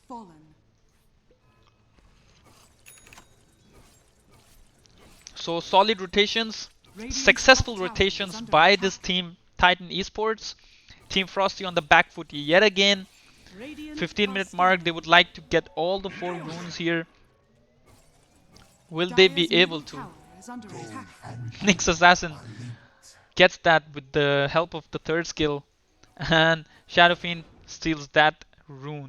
Now Spiritbreaker wants some. He's gonna charge this Lina. They realize this, and gets immediately nukes down this Nyx Assassin with a couple of combos. And they wanna go for this Lina. They're going for it. Okay, Oracle is there to save his teammates. Tinker would have gone for a really good play here with the blink, with the help of Boots of Travel. Oh, they're gonna go for this PA. They're making this PA's life hell. They don't want PA to farm anymore. Anywhere she goes, she's getting harassed. This Tinker is right on track to a good game here for Team Titan Esports with the blink, with the Boots of Travel already up for Tinker. Tinker is gonna make a lot of moves now where he's gonna play aggressive here on his own.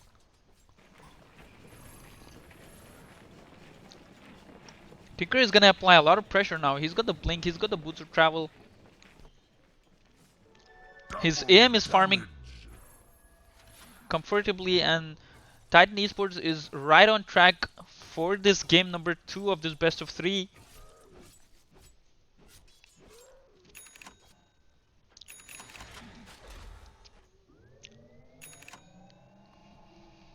Anti-Mage already has his Battle Fury, so little late, but it's okay. He can still come back with this Tinker pretty well farmed. They're gonna go for a smoke here, I think.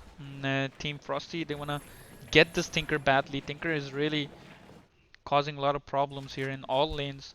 Shadow Fiend with the first item, Eul Scepter, Radiant's will bottom catch tower this is under Tinker off attack. guard, especially if he has that blink. He's gonna blink in, Eul Tinker, and then ulti. Okay, they go for a charge here, and Beastmaster gets the ulti onto this Oracle. Oracle dies. Oracle buys back. Darkseer ends up falling as well. Spiritbreaker is down. Will this be another death for this Shadow Fiend? Shadow Fiend, Eul Scepter is himself, and he buys himself some time, but still ends up dying. Oracle with the stun on this Beastmaster. Beastmaster ends up giving his kill of. Oh, Tinker is in trouble here. Tinker might end up dying. Oh, Tinker barely survives with that ulti of Anti-Mage. Triple kill. That's a team wipe. Anti-Mage TP's in the mid lane and ultis. That area effect gives him triple kill. Die back on Oracle, and they're gonna get this tower. Is under attack. Radiant structures are fortified. Team Titan Esports turned that battle into their own favor with that anti-mage rotation. Radiant's Really bottom well played. tower has been denied. Radiant's middle tower has fallen.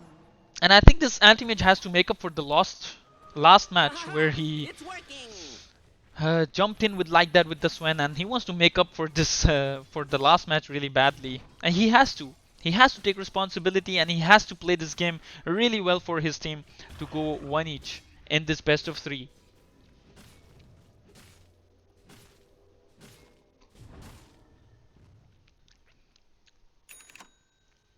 Yeah, this Phantom Assassin still does not have her Battle Fury. She's really behind in this net worth as well. Only close to 7k net worth with AM over 9k. Tinker and AM sitting comfortably in the top of the net worth chart. Tinker is farming in their own jungle right now, and Tinker just wants blood. Will they be able to get this Oracle? Oracle's gonna go down, and he ends up going down as well. Spirit Breaker with the charge kill yet again.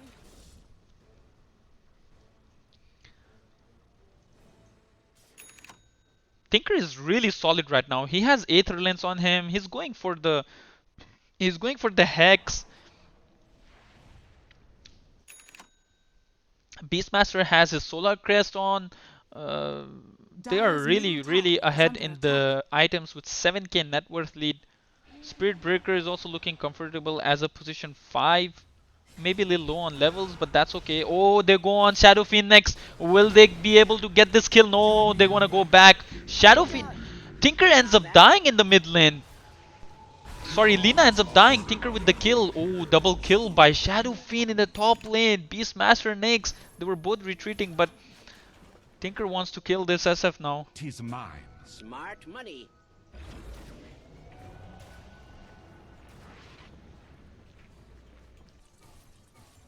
Regeneration. Oh, SF just managing to escape there. Spirit Breaker wants to charge this SF.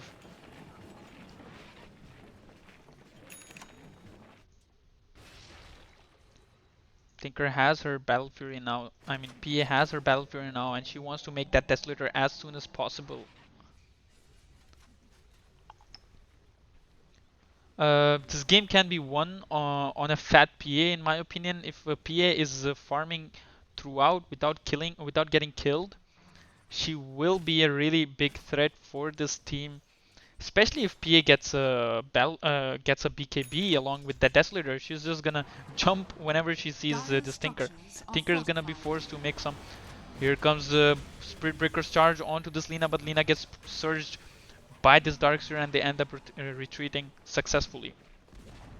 Tinker with the Dire's middle tower has immediate been TP in the denied. mid lane to help get a few kills. Nyx Assassin with the Aether Lens as well. Nyx Assassin is going for a Blink Dagger now. Smoked in the bottom lane by PA, Darkseer, and Oracle. Radiant's top tower Maybe they're is looking under for this attack. Tinker, and they do find him actually. Oh, barely! There he is. Will they be able to? They're unable to kill him. That is a really good save by Tinker. He's on top of the network. He's gonna be worth a lot of money if he gets killed right now by either of these carries. Radiant are scanning.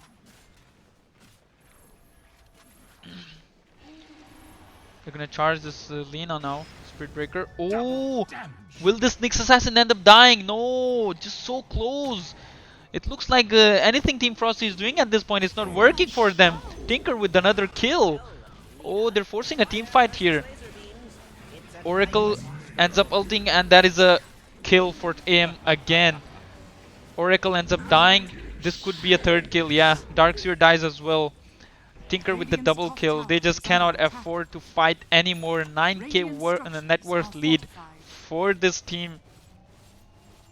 Titan Esports. They are really turning on the Radiant's top tower the has screws fallen. here for this second game in this best of 3. They have to win this game. It's a do or die situation, Radiant's and top they're tower really is under playing, attack. bringing their A game for this match.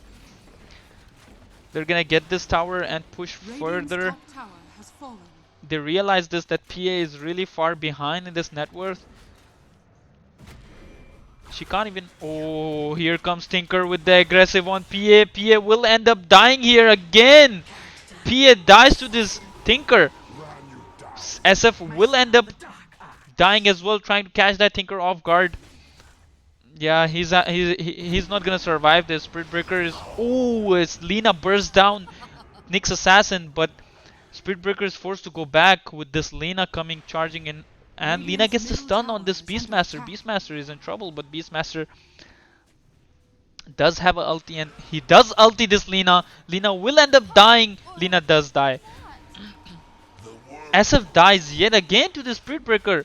And they call GG. Darkseer and Lina, they don't think they can win this game anymore. They just call GG. Anti-Mage is not sure why they did that. They had all their sets of racks remaining. They had all their tier 3 towers as well. Really, Team Frosty did not look comfortable in the drafting stage. Really unusual drafting with Lina going off lane, and they're having potentially 2 mids. Second game goes to Team Titan Esports. It was a must-win game for them, and they do end up drawing level in this best of 3 series. It's a 1-1. Can't wait for the decider of the series with the game 3 coming in shortly, guys. Stay with us.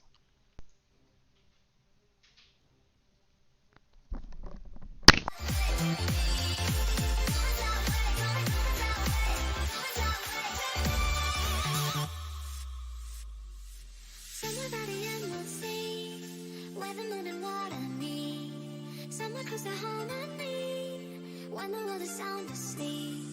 Something's gonna bring the change, journeys we are meant to take. Something at the edge of space, calling us to fly away. Don't you be afraid, everything will change. You and I, jumping off the edge, they say dreamers never die. So come and fly, come and fly, come and fly away with me. Come and fly away, come and fly away, come and fly away with me. Come and fly away, come and fly away, come and fly away with me. Come and fly away, come and fly away, come and fly away with me. Come and fly away, come and fly away, come and fly away with me. We're running, we're falling, we're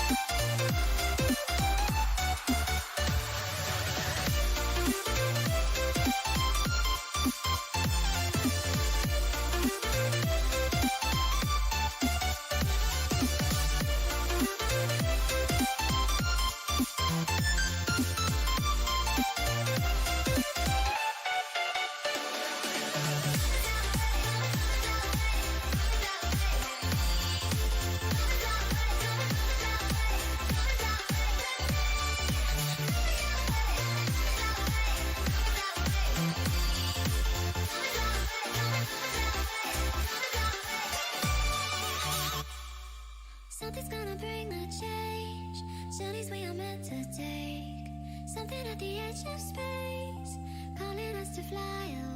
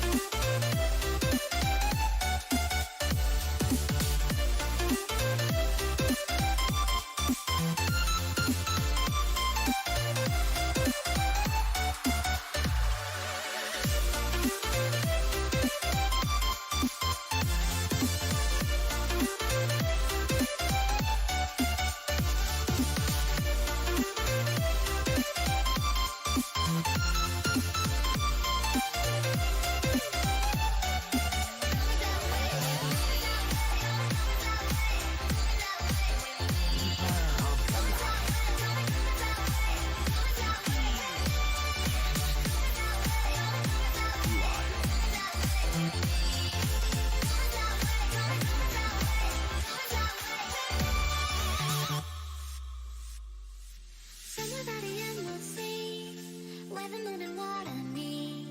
Someone close to home on me. When the world is sound asleep, something's gonna bring the change. Journeys we are meant to take. Something at the edge of space, calling us to fly away. Radiant Don't you victory. be afraid, everything will change. You and I, jumping off the edge, they say dreamers never die. So come and fly, come and fly, come and fly away with me. Come and fly away, come and fly away, come and fly away with me. Come and fly away, come and fly away, come and fly away with me. Come and fly away, come and fly away, come and fly away with me. Come and fly. Watch game. Ladies and gentlemen, we are live for this final game of the series for this best of three between two big teams of this tournament. Titan Esports facing off against Team Frosty. And now we did talk about Team Frosty being really dominant and everything, but in the really a questionable drafting by Team Frosty. They had Lina in the off lane, they had Shadowfiend in the mid, and it was just a mess. And then they end up calling GG when they still had all three of their tier 3 towers as well as racks. Like it was really questionable. I think they were trying to be over smart, in my opinion. They could have just keep it simple, play with their comfort heroes, and then just try to finish that game 2-0. But they did end up trying to experiment, play differently, and it cost them the game. Team Titan Esports still looking solid, in my opinion. They played well in the first game, ended up losing. That is different, but they still played really well in that first game. Second game really shut down this Team Frosty in their tracks. Now, what's interesting is that this is the final game of this series. This will decide who gets to be in that semi-finals final spot. This is the first semi-final, and then next Friday is gonna be between two other teams, which will be Radiant Team team back. Asmodan Team and back. Team Rails. Whoever wins among them will play the winner of today's match. Let's get straight into this. The drafting has Radiant started team between these back. two teams. Dire We team see the back. same thing Radiant yet team again. back. They banned the Kunkka. They banned the hero that Team Frosty is Dire so team comfortable, back. so well known to play with. So they banned that immediately along with Tiny and Elder Titan.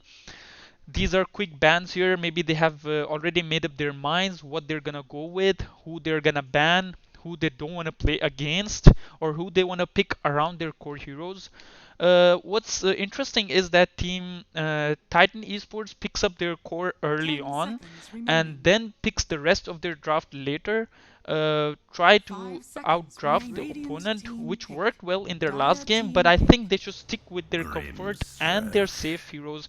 We see a Grimstroke pick by Titan Esports, which is a really strong laner, has good potential in the mid to late game as well. You pair that hero with a good combo such as the Spirit Breaker or Doom, it can be really, really good for them. Now let's see what the team 10 Frosty seconds will pick remaining. against this team, against this Grimstroke. They have already banned 5 Spirit Breaker, seconds so remaining. Titan Esports will not be having the luxury of having Grimstroke and Spirit Breaker in that lineup. Dire team pick. They pick a Jakiro here as their first pick.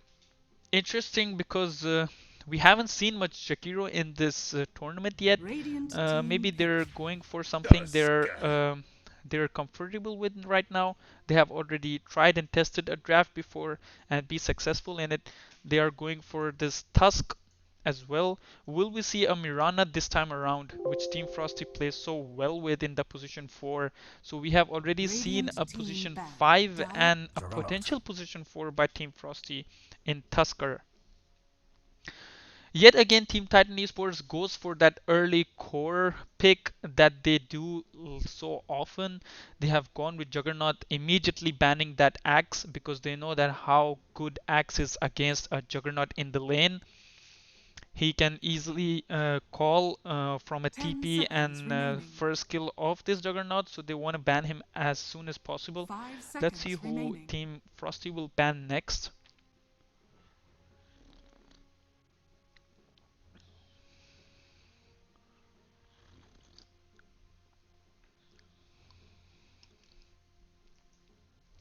this is already a really, really good combo.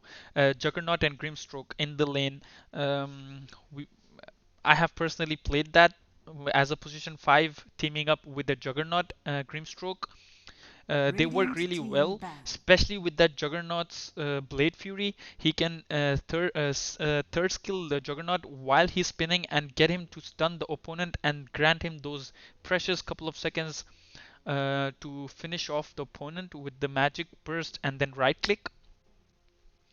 Whereas Team Frosty, they ban Rubik immediately. Maybe they're looking to 10 play a seconds big remaining.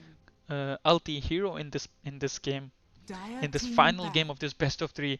How good is that? What we expected from this match, we have got that. I'm sure the viewers have enjoyed this series so far. I have enjoyed this series a lot because of how well these two teams are Dire matched team with each pick. other. They have Radiant banned team Darkseer and they pick. have gone for a Slardar pick here. Really good laner against a Juggernaut, in my opinion. Can bash him on his Blade Fury, and overall a really good hero to bursting down core Dire of team this pick. Juggernaut. And then they go for a Monkey King Beastmaster. ban and pick a Beastmaster yet again. They want to keep sticking to their core heroes from the previous match. They want to go for a Beastmaster position 3. And the lanes look a lot solid now from both these teams. It was really confusing in the past game where the 10 drafts were seconds really remaining. messed up. Both the teams had already picked their mids. They 5 went for seconds their remaining. cores in the early phase of the drafting, and then towards the end they pick yet another mid, and then it was just a mess. I'm glad we're not seeing that yet again here in this game 3 of this best of 3.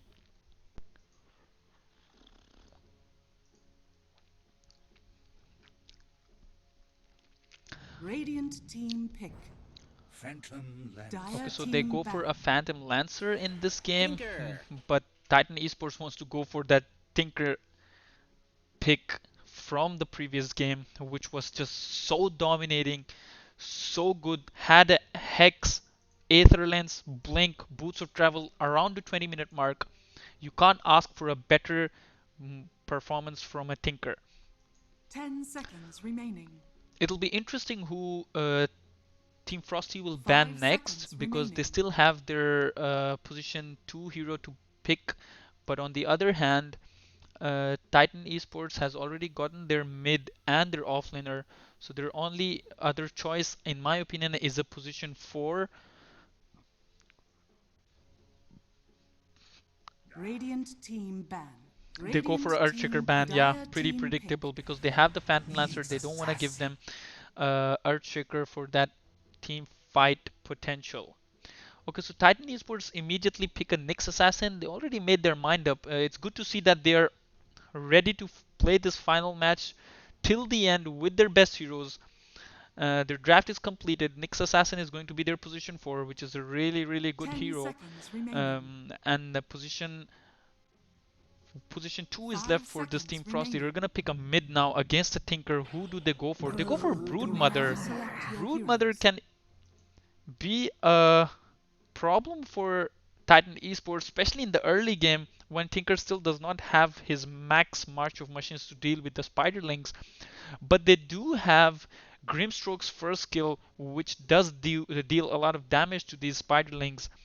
This is still a really, really good matchup. I think the drafts are really even. But I will favor this to Team Titan Esports because they have some really good team fighting heroes with the Tinker in the early game, mid game. Juggernaut plays really well in the mid and late game as well. I'm gonna go for Team Titan Esports for this. It's gonna be a tough match. It's not gonna be like game number 2. It can be like game number 1. We expect it to be like game number 1. So here we are ready for our game 2 of this game 3 of this best of 3. A must-win game for both these teams. They are looking to secure a spot into the semi-finals. I mean into the finals. This is the semi-final 1 now. Next week is gonna be a semi-final 2, and the winner of that match will play against the winner of today's match. Prepare for battle. Missing top. Team Titan Esports in the dire side. will look to play this early game Missing top. really well. They have the potential to secure this early game with the okay, Team Dire is actually Team Frosty now, and Radiant is Team Titan Esports. Broodmother pick. We finally see a Broodmother. Exciting pick, but I'm not sure how much Broodmother can deal with the AoE of Tinker, Grimstroke. Yeah, sure, in the early game, Broodmother can cause a lot of trouble for this 30 Tinker, but then seconds to Tinker go. just has to play safe, get a couple of stacks in the jungle, and then get back in the lane with the max march of machines and then just destroy this Broodmother. So I am favoring Team Titan Esports for this match. They look really solid, really impressive. A really, really good series here by these two teams. Okay, aggressive The top lane, battle 3 versus begins. 2. Will they be able to? Oh, they end up getting the rune. Will they end up getting the top rune as well? This is really good plays by Nyx Assassin. Nyx Assassin going for the second rune, and he will be able to. Will end up dying though. Has the stun ready. Will she stun? Yeah. TP? Can you TP? I don't think so. Cannot even deny. Still no creeps here. Yeah, this Nyx Assassin will end up dying for sure. Oh, will he stun? No, he dies. First blood. So Tusker Now gets who that wants to first be blood, but second? they do end up getting 3 runes. Is it worth it though? 326 gold to Tusk. Early mid game, mid lane, a lot of aggression by this Tinker who wants to be the Not aggressor. while Slardar I'm dies in around. the top lane. Your essence Actually, bottom seeps lane, into my Grimstroke and creation. that the combo that I was talking about, Juggernaut with the spin, Grimstroke with the third skill, end up killing that Slaughter easily on level 1. So that's the kind of that's the kind of combo and the early lane advantage you get with somebody like Grimstroke. I'm just surprised they didn't ban him. They went for Spirit Breaker ban and just totally let the Grimstroke be in the picking draft. They're going for this Phantom Lancer. Nyx Assassin might end up. No, he's just gonna survive. This Beastmaster is playing really aggressive. He doesn't care if the creeps are aggroing. And there are like couple of lanes of aggros now. He decides to head back over in the mid lane. Broodmother's comfortably sitting in the mid lane, hoping for the creeps to return in the mid. Phantom Lancer, who's having a good CS so far with 13 last hits and a couple of denies. Again, it's a matter of time when Tinker has a max March of Machines, which he will spam against this Broodmother.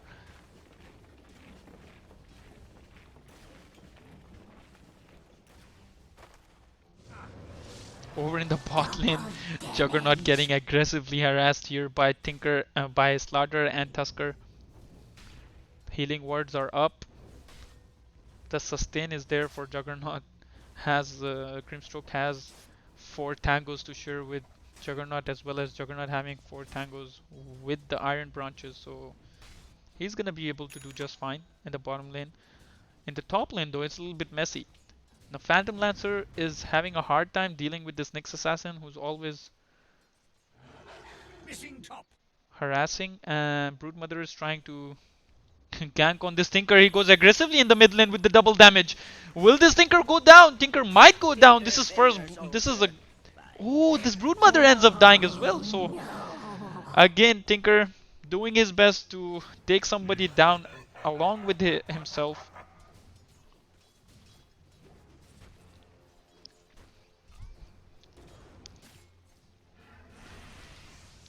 Securing that last hit with the stun, the Nyx Assassin, and in the process stunning Phantom Lancers 2 in 1 shot. Tinker needs to be careful. Well, it was. I guess it's okay because Broodmother had Dire double damage, structures and are fortified. Broodmother just making sure that this lane does not get pushed, that not gets pushed by fortifying the structures.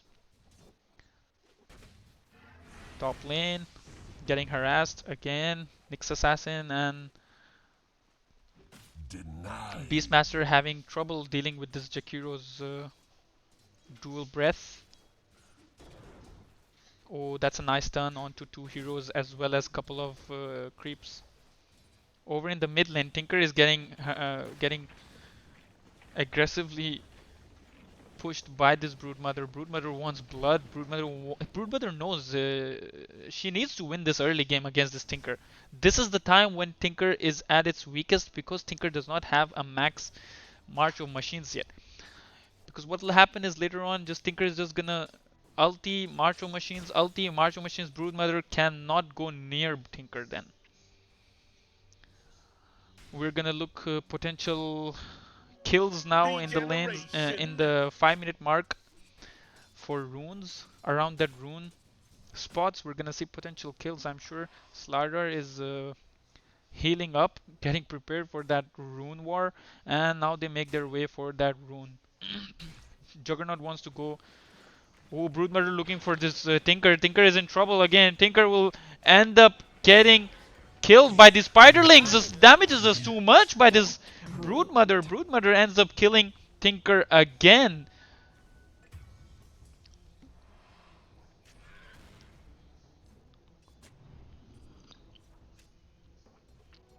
Got it.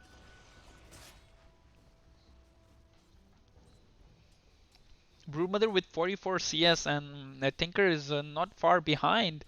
Tinker is actually not that bad, still just dying a couple of times. It's the early game.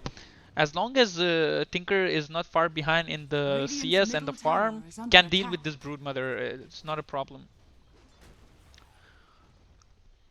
Because I'm sure this Broodmother will go for Orchid at some point of the game to get this Tinker, but then Tinker will go for a Ghost Scepter of its own. Let's see, that's late game, and that's the thing that I was talking about. The Inkswell does so much damage onto those spiderlings. Radiant's middle Broodmother is tower not is gonna under be attack. having an easy game here. Oh, misses on that stun on Phantom Lancer, Nyx Assassin. Tusker making his way in the mid lane. They want to get this. Tinker is already jungling. He doesn't want to take the risk of going back into the lane and then end up dying again. Broodmother already has the Medallion of Tally ho! Courage. Gonna go for a Solar Crest maybe later, or may not. Medallion of Radiant's Courage is middle enough tower on its is own. under attack. Maybe Desolator later. Tusker with the haste rune trying to go gank. This Beastmaster ends up killing. Nyx Assassin is. Oh, Nyx Assassin is in trouble. Will look to stun, but unable to. Is body blocked by this Phantom Lancer's illusions. Will end up dying. Phantom Lancer with the kill. And Tusk with the plays yet again. Having the haste rune, making most of it. Broodmother farming these ancients. Heavily farmed at this point. On top of the net worth chart. Tinker is dropped really low now. Almost 1k lead for this Broodmother in net worth compared to Tinker. Now both the cores of Team Frosty are on top of the charts with Broodmother and Phantom Lancer. Oh, they go for a Grimstroke. Grimstroke, you are in trouble, my friend. But ends up getting the response from this Nyx Assassin, but will end up dying, I think. Nyx Assassin, Broodmother is just Fade able from to memory. push this tower and fight under the tower. But I still think they don't have to.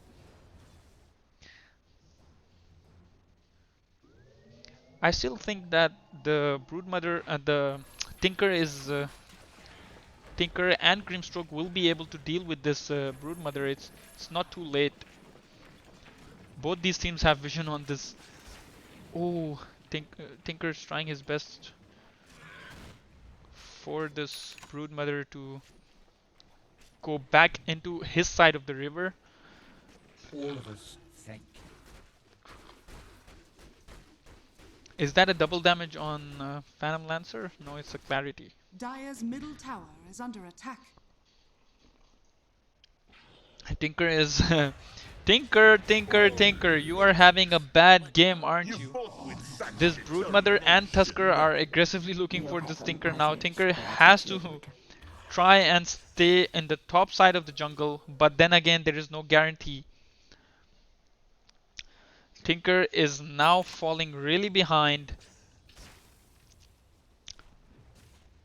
in the net worth, now even lower than Slardar. Radiant's middle tower All is three under cores attack. of this Team Frosty are on top. Oh, ulti on Phantom Lancer. Will they be able to get this kill? Here comes Tusker with the snowball and Jakiro with the stun. Can they turn this around? Phantom Lancer is trying to turn this around. He's gonna come back for this kill. They get the kill on Beastmaster. Will they be able to get the kill on Nyx Assassin? He turns around, gets the 3-man stun. Oh, almost gets the stun on the Nyx Assassin. Phantom Lancer with the all chat trash talking already. He's trying to get into the minds of this Team Titans. Here comes the snowball onto this Nyx Assassin. They have the vision on this high ground. Will he end up dying, this Tusker? Will he end up dying? Tinker does not have enough mana for a missile. That's why he is going to survive this. Broodmother going on this Grimstroke yet again. Grimstroke is gonna end up getting. Oh, he's gonna end up dying now, isn't he? Broodmother has overextended his stay, and he's gonna end up losing his advantage and get close to 200 gold Radiant's middle each. tower is under attack. Grimstroke, very well done by kiting this Broodmother, as well as using the first kill to kill all the spiderlings. That was the key there. The spiderlings weren't there to bring the damage onto this Grimstroke, which is why this Grimstroke survived that and was able to provide enough time for the other team members to come and kill this Broodmother. Broodmother overextending, diving tier 3 Dire's already. middle tower is under attack. They have a ward here on the high ground. They need to be careful of that. They need to... And that ward is especially placed for Tinker if he's farming in that jungle. And now, as you can see, all their heroes are forced out of the jungle, out of the lanes and into the jungle. There is just Radiant's so middle much you can tower do is in under the jungle. attack. You can't have all your cores farming there. They need to make some space for their cores. Maybe try to get the kill, a kill or two, force a team fight. But Broodmother is looking far ahead right now with almost Diffusal Blade ready. It's gonna bring a lot of Radiant's top team tower fight is into under their... attack. Oh, here comes aggressive Dire's snowball middle onto tower Tinker. is under Tinker's attack. looking like he's gonna go down yet again. Tinker with the first kill onto Jakiro. They're gonna go aggressively on this Tinker. Tinker ends up dying, and so does Grimstroke. Radiant's Double top kill tower for has Team fallen. Frosty. Radiant's bottom tower is under attack. Phantom Lancer is with the trash talk, maybe Radiant structures trying are to get into the fortified. minds of this Team Titan Esports, and Titan Esports are smartly not answering their trash talk and just focusing on their game. That's what you need to do. Either mute the heroes of the opponent team. Oh, they go on to Beastmaster this Radiant's time. middle tower is under attack. Tusk is just having a game of his life right now.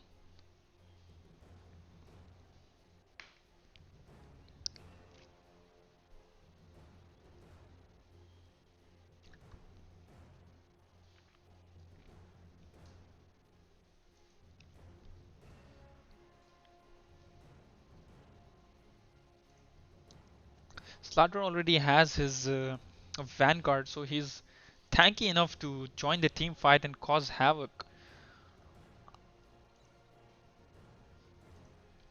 Broodmother, on the other hand, already lined up his Diffusal Blade along with the BKB and a Solar Crest.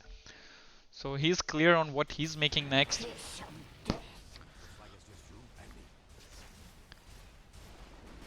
Tinker is still behind, Radiant's and bottom tower Juggernaut is is under caught attack. into the wrong place at the wrong time. Will he be able to survive this Juggernaut? Do you have the spin? He doesn't even have the mana to do that, but still end up not dying there, so that's a bonus. Let's see this fight, Radiant's this bottom push tower from is under attack. Team Frosty. They want to go for this tower. No, they go back. Tinker, he's got caught again, but will he be able to survive this? Oh, just in time.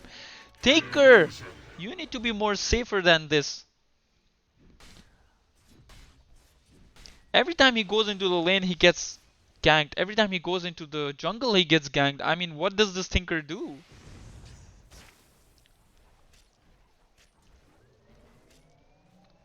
A Broodmother providing all the farm Phantom Lancer needs in this game, just causing all kinds of troubles to this team Titan Esports. Oh, Grimstroke with the first kill gets a lot of Spiderlings, doesn't he? And it's still just Radiant's level top 3. tower is under When it attack. reaches that level 4, it's gonna cause so much damage, and all those Spiderlings are gonna. They just need to survive this early game stage. If they can end up winning a team fight from here, it's gonna go a long way into their favor to potentially winning this game.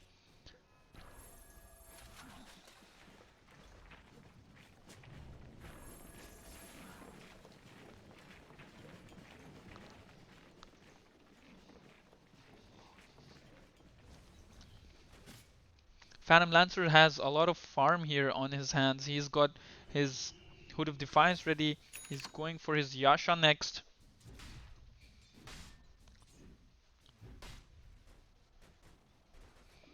Broodmother Radiant's aggressively bottom on to tower Nyx is Assassin, under but attack. Nyx Assassin with the third skill and stun does a lot of damage.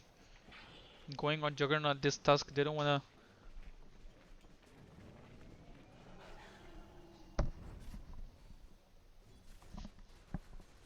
Radiant's bottom tower is under attack. They don't wanna Radiant's let this bottom Juggernaut tower has or fallen. this Tinker farm. There's no room to breathe whatsoever.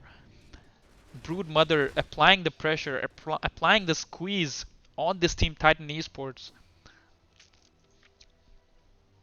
Will they be able to weather the storm? Will they be able to push through this tough period of this early to mid game and then come back with a farm Tinker, with a farm Juggernaut, and turn this game into their favor? Right now, it's not looking so good with 9k advantage onto this team Frosty.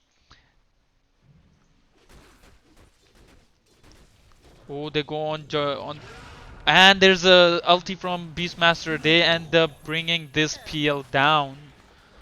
PL is able to go down with the chain stuns. Nyx So Assassin much doing a pretty more. good job of scouting that. Oh, in the Got it. middle lane, Tinker Dire's wants top to tower TP and is get under all attack. these spiderlings of the Broodmother. Broodmother realizing that and just going back.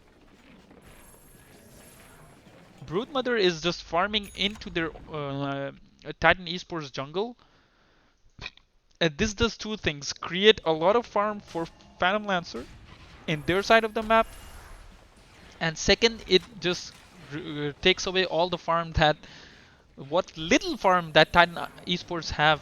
Oh, he's gonna. Oh, he ends up going, escaping that with a couple of March of Machines. Maybe took a lot of those spiderlings. Yeah, that's a good bit of farm for the Tinker. Tinker finally has Boots of Travels. Radiant's bottom tower is under attack. That's a good stun by Nyx Assassin, able to save his Tusk. Tinker is going aggressive again. Tinker can end up potentially going down, but Nyx Assassin is once again their savior. Nyx Radiant's Assassin bottom is being tower is under attack. scouted by that sentry ward and needs to go back. It's interesting that Phantom Lancer has skipped his Diffusal Blade. He's just going for Manta Radiant's style. bottom tower has fallen. Tusk roaming their jungle freely without any fear of Dire's getting middle caught. tower is under attack. That's the sort of game Broodmother gives you. Just relentless pressure, relentless space you can not find anywhere. And they're gonna go for this Beastmaster again. Beastmaster ends up dying yet again. Needs to play a little more safer in my opinion. Nyx Assassin is in trouble and dies. That's double kill for Team Frosty again. Never pull my punch. They're in a good position to push a mid tower again. Broodmother is ready to push mid. No, they wanna look for Roshan maybe. If they take Roshan, they can easily mid push and even go for the racks. And they have the ability to take the Roshan quickly with the Broodmother's. Is Solar Crest ready on Broodmother? It's not yet, but the Medallion of Courage is enough with the Slaughter's ulti to take this Roshan really quickly.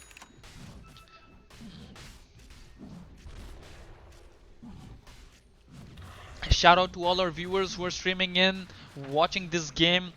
Semifinals one between the Roshan has two of the fallen best to the teams dark of this side. tournament so far, Titan Esports versus Stayfrosty. The game has been good. If you have missed it, you Dire can always are go back and scanning. watch the live stream on the Facebook page. Just go and follow Gamers Hub Middle East and you will find everything related to this tournament there and other esports tournaments, not just Dota 2. Stay Frosty is trying to go onto the top lane, apply some pressure there. Broodmother keeping pressure on the mid lane. Juggernaut is trying to push out the waves on the bottom lane. If you keep one lane pushed, it still provides some time for your team to have a chance. But you can see that Phantom Lancer wants to push bot lane again. They want to push all three lanes at the point of pushing for the high ground, so that the creeps can do maximum damage. They're gonna go for this Juggernaut. Juggernaut might end up dying. Give this kill to Nyx Assassin. Important pick off at this stage. It's gonna delay their high ground push and buy some time for their cores. Every kill right now matters for this team. Titan Esports, they need to come back into this game. Couple of kills. Root Mother is right on top of the net worth charge, 10k.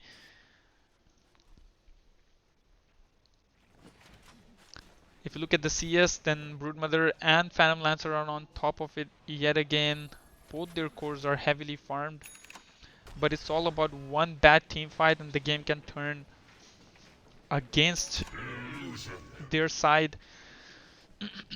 Phantom Lancer Radiant's middle tower is under attack. going aggressive. Oh, Slaughter jumps in with the blink and ulti. Here comes the ulti from Beastmaster. Ulti on to from Grimstroke.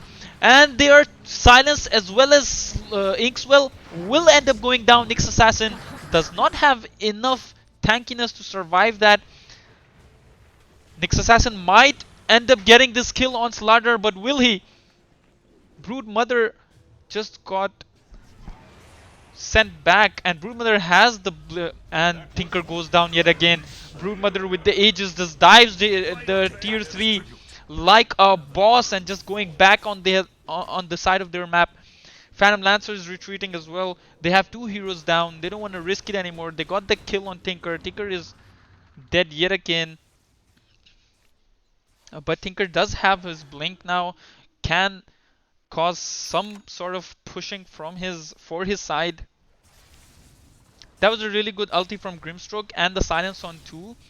Both Tusk and Jakiro, those were key heroes to get in that stage of the team fight. Slaughter just blinked in and stunned and started bashing that Beastmaster.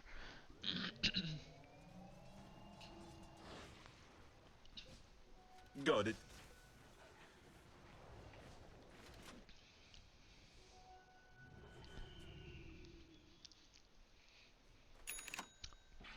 Will they resume their pressure? Will they continue pushing this mid lane? Or will they just take a step back, farm, and then go for it? Double damage. Broodmother still has the Aegis, so with the BKB, unstoppable actually.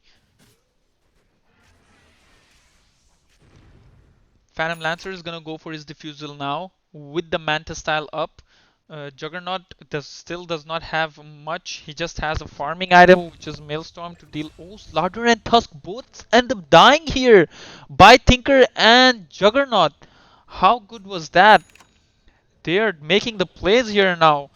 But the team Frosty is gonna Radiant's keep middle pushing tower top, is under get this attack. tower, try to use the space that was created in the bot lane, take a tower, but Radiant's they top will tower retreat. is under attack.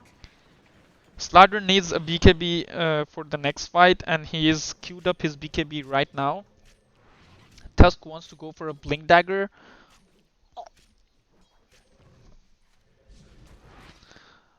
Now the question is, what will Juggernaut go for next? Will he go for sustain or will he go for damage? Does he go and make a BKB or does he go and make himself a Dire's Manta style? bottom Okay, he's tower going for a is under Manta style, I attack. think, just to debuff Radiant's top tower is and under return attack. and kill. The Slaughter's ulti really causes a lot of problems, so Manta style is a good choice.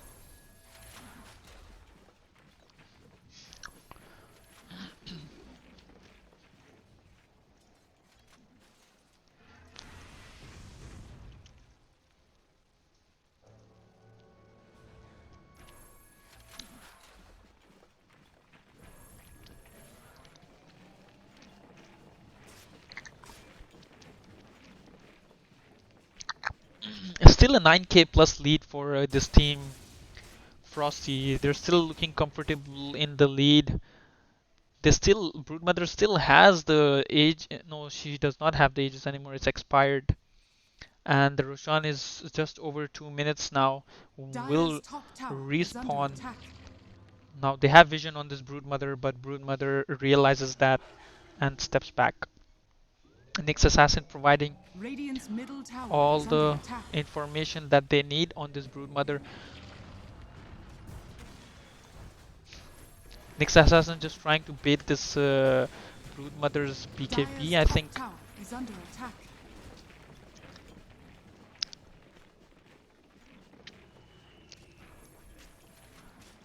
They're gonna apply this pressure on this mid tower. Tinker with the March of Machines aggressively trying to stop this push.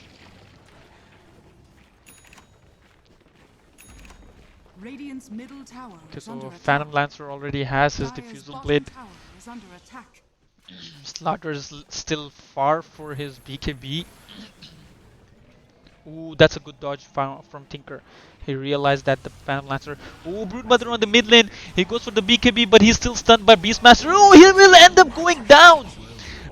That is a big moment in this game. Double kill for Team Titan Esports. They got the double kill for, especially on that Broodmother. How important was that? Now they want to look for Roshan if they can, but it's still a minute away for respawning.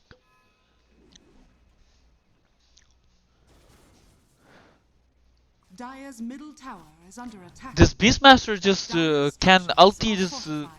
Broodmother and kill easily. Broodmother with the BKB still wasn't able to do much.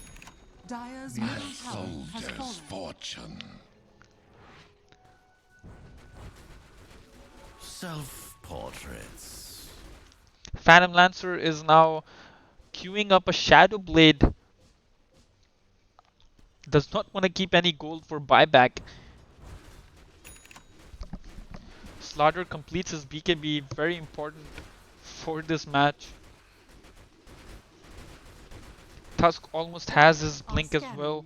So they look like they're equipped to handle this next team fight. They want to get this Roshan, though it comes out in 13 seconds. Roshan is gonna be up now.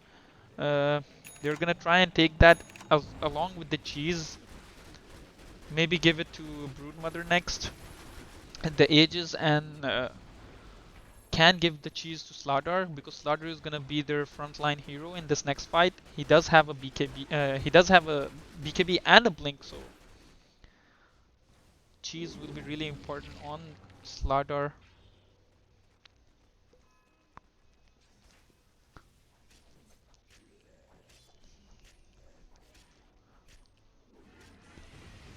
And Broodmother is actually queuing up for a scepter. Broodmother wants to make a scepter in this game. I'm not sure what the scepter does on Broodmother because it's fairly new, but I will look to find that out soon.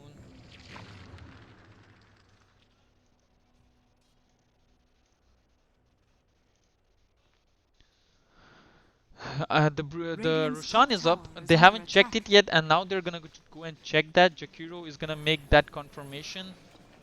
They're gonna look to push this top lane and then go for Roshan. Tusk is trying to scope this Tinker.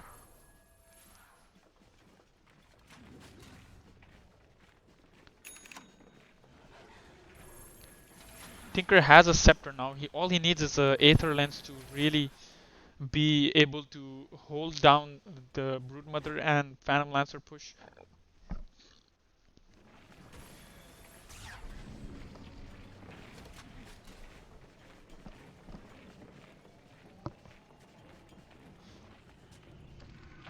Oh, the Grimstroke gets ulti onto and the Slim Fight, and this Omni Slash gets Phantom Lancer is down along with Tusk. Tusk is really low. Tusk will end up dying here to this Beastmaster. Couple of kills again for this Team Titan Esports. They're really turning it on right now. This is exactly what they were hoping for. Be able to survive the early stages and then deal with this Broodmother and Phantom Lancer. Ooh, that Inkswell, it just instantly kills all of those Broodmother does have a BKB. Will she be able to use it and get away? No, she doesn't have to. She can already get away from this. Now An they're gonna go afternoon for Roshan. restorative. Will they contest this? Phantom Lancer not there for 30 seconds. They do Dire's have top the tower is under negative attack. armor to get this. Roshan looks like they're gonna go without this Phantom Lancer. They wanna get this Roshan real bad. And they might just end up taking it. Here comes Slardar. He wants to dive in. He gets silence. Will he be able to stun? He does get a stun on 2. There's a big team fight. Jakiru with the ulti. The team fight is going really their way right now. Team Frosty with the plays. They get a triple kills for their team. And the Roshan, that is really a disaster for Team Titan Esports. They just panicked. They should have just kept fighting and get the Roshan before going on to that Slardar. They just didn't have enough firepower to get this Slardar down in time. He just popped his BKB and got a stun on 3, and then the team fight just got worse. Radiant's middle So they tower were is able to falling. get back from this without the help of Phantom Lancer. Now Phantom Lancer is also back. They're gonna try and yeah, here comes the force buyback from Radiant Beastmaster. structures are fortified. Beastmaster still has his ulti, so he could have ulted Slardar in that Roshan pit and try to save his team from disaster.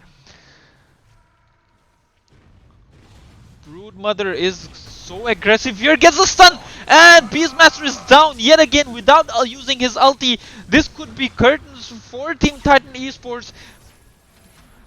Slardar is really low. Slardar wants to get back now. Radiant's Slardar does middle not tower have is a under BKB yet. Tusk is really aggressive.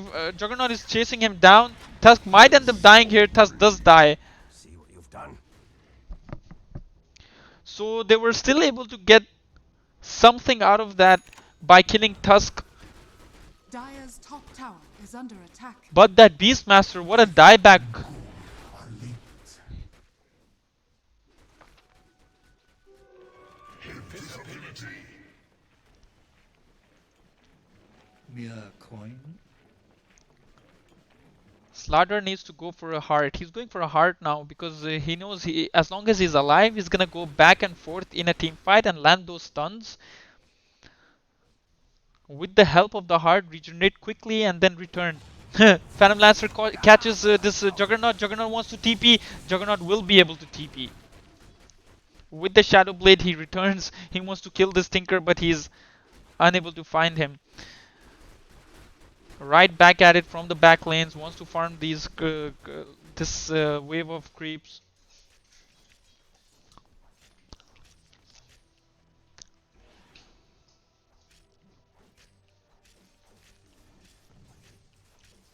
Broodmother still has the ages, in my opinion. They still have the cheese on this Phantom Lancer. They can still go for the mid push. Beastmaster with no buyback. Everybody else on their team has a buyback except for Beastmaster.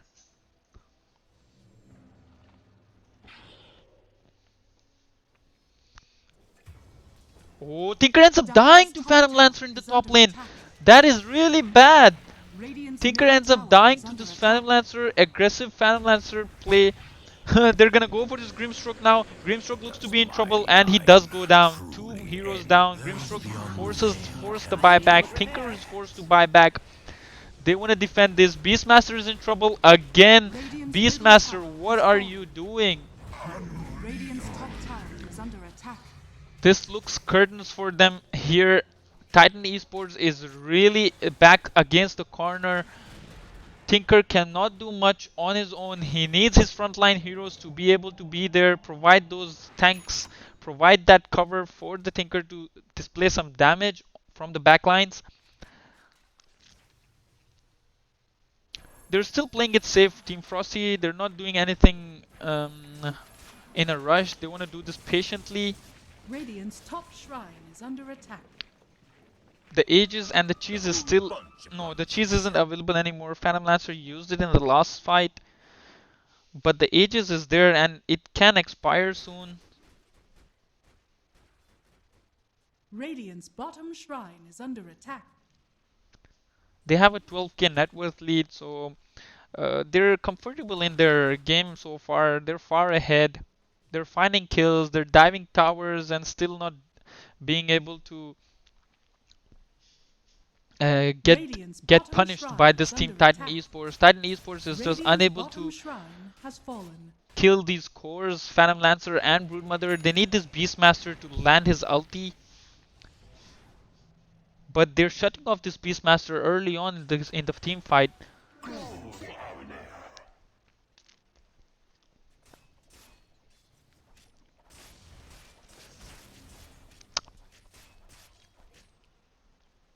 And they're gonna just regroup, refarm, and then go for this. Broodmother's Aegis is still on him. It hasn't expired yet. And now it expires, so they don't have Aegis Radiant's or top cheese shrine anymore. is under attack.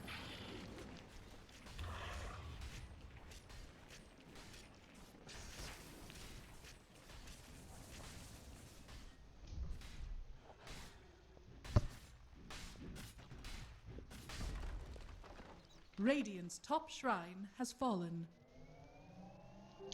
This looks like a top push from Team Frosty. They want to get the tower and then get total control over the map.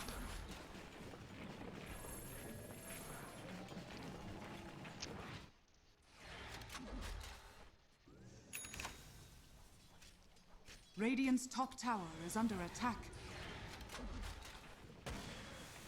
Tinker trying his best not to allow that to happen though. He wants to get the map control, some map control on his team side. And this tower is really important for that.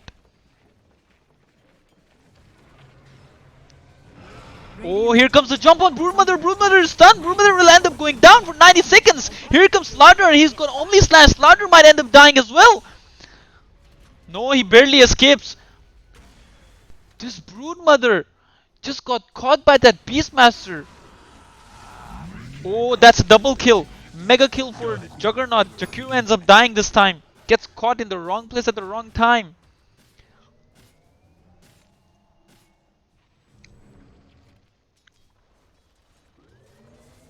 That was a good initiation by Beastmaster. He got the Beastmaster and now they catch. Oh, almost. He just dodged their stun. But will they be able to get this Phantom Lancer or Slardar?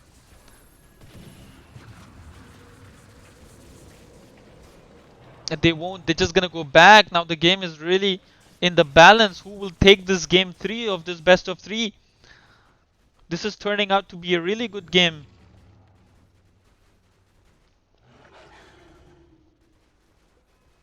Broodmother is still down for like 25 seconds. They can push mid. They can try to pressure bot, take that tier 1 tower, and regain some map control.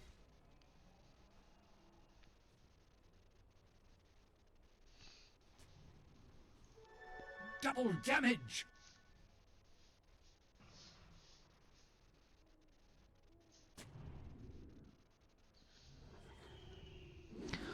This Broodmother is now very on his toes. He does not want to get caught again, and he does get caught again. Will Beastmaster be able to provide? You fought with Look at that. Nyx Assassin's gonna end up dying here.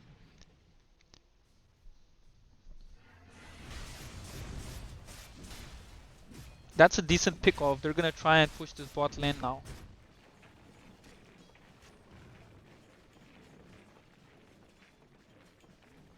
So this scepter on the Broodmother has given Broodmother a lot more charges on the web count and also increased movement speed. So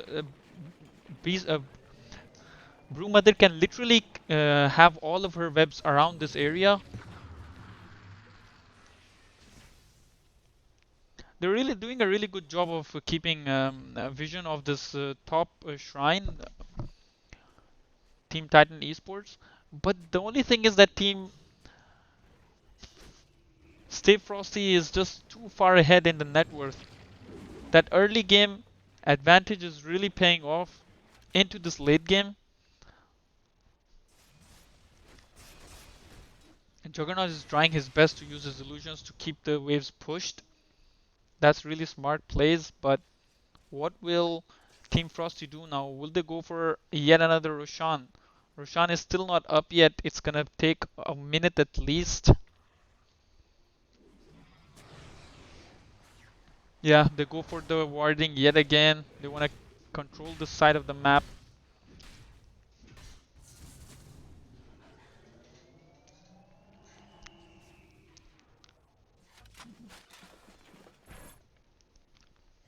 Broodmother has a hex on her now, so a hex can Radiant's top tower is under get the attack. initiation right if it finds the right target, such as Beastmaster, because right now Beastmaster is the only one Radiant's top tower who has is a fallen. threat in the team fights for this Broodmother. Broodmother needs to be able to catch this Beastmaster off guard with his hex and hopefully use his BKB to kill them.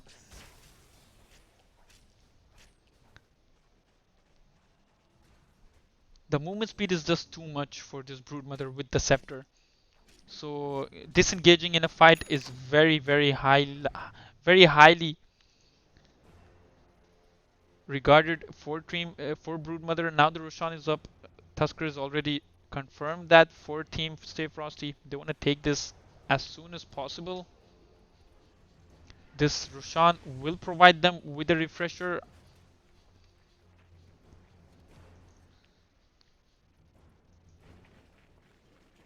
Dire are scanning. This Roshan will provide them with a refresher. No, actually, it's gonna provide them with Agnems. So no refresher, but Agnems is available. Slaughter goes aggressively on this Broodmother, but was unable to. Ooh, they wanna go on this Nyx Assassin really badly. Will he be able to? Yeah, Nyx Assassin goes down. Beastmaster with the ulti and Juggernaut with the Omni Slash, but the snowball saves that Slardar. Oh, what a play by Tusk. He was able to save that Slardar with the snowball. Now, will they be able to get a kill in return? Broodmother is doing the damage. Broodmother ends up dying again. That is such a bad scenario for Team Stay Frosty. Now, Phantom Lancer is turning the side in its favor, tied on its favor by going at this Juggernaut. Juggernaut snowball onto this Nyx Assassin. Slaughter has the stun, will be able to kill. Triple kill for this PL. Now they want to take the Roshan comfortably without the threat of Team Titan Esports contesting for it. They would like to take this Scepter as well. The Scepter is gonna go, in my opinion, to this Jakiro. Broodmother though, she's just having a hard time here, isn't she? Immortality. Okay, so Slaughter goes for the Scepter. Dire's bottom tower is under attack.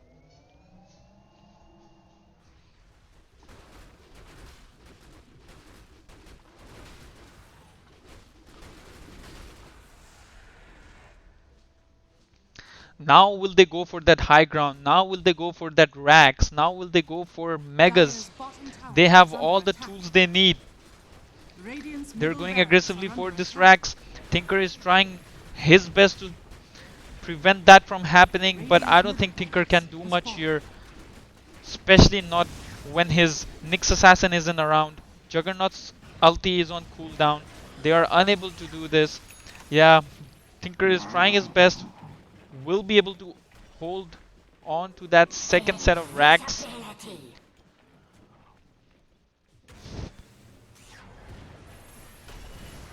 Slaughter trying his best to get this racks. Oh, Tusker with the wrong plays eats the cheese, but still Radiant's middle I don't barracks think are we'll under manage to attack. survive that. Dies, and Broodmother on to Beastmaster. Beastmaster just ultis. Beastmaster buys back. He wants to come back into this fight, and so does Team Save Frosty. They realize that he has bought back, and they immediately return and retreat. They got the set of racks, what they wanted, but this game is really into the late game now. Anything can happen at this point. The team with the most buybacks will have an edge over the team that already spent their buyback. This is gonna be an interesting finish to this game 3 of this best of 3. Do or die for both these teams to solidify their place into the finals. Phantom Lancer still has his ages and he also has the heart. So he's very tanky at this point, which is why he's getting all those triple kills and all the racks. Able to get the racks. Die. Nyx Assassin dies yet again. Nyx Assassin is just heavily. Ooh, Slaughter gets a stun on 2. Will this Beastmaster get a dieback? Beastmaster potentially on the dieback. Ooh, Juggernaut gets bashed. Slaughter with his bash gets Juggernaut. Will this Juggernaut end up dying? Tinker is there. Tinker might end up falling here. Tinker, ooh, Phantom Lancer with the ulti. With the second skill just gives Tinker enough time for blink to blink. So Oh, this will is end my up going down. Phantom Lancer with the double damage. Damage is just too much. Beastmaster barely survives, or else it would be a buyback, a dieback.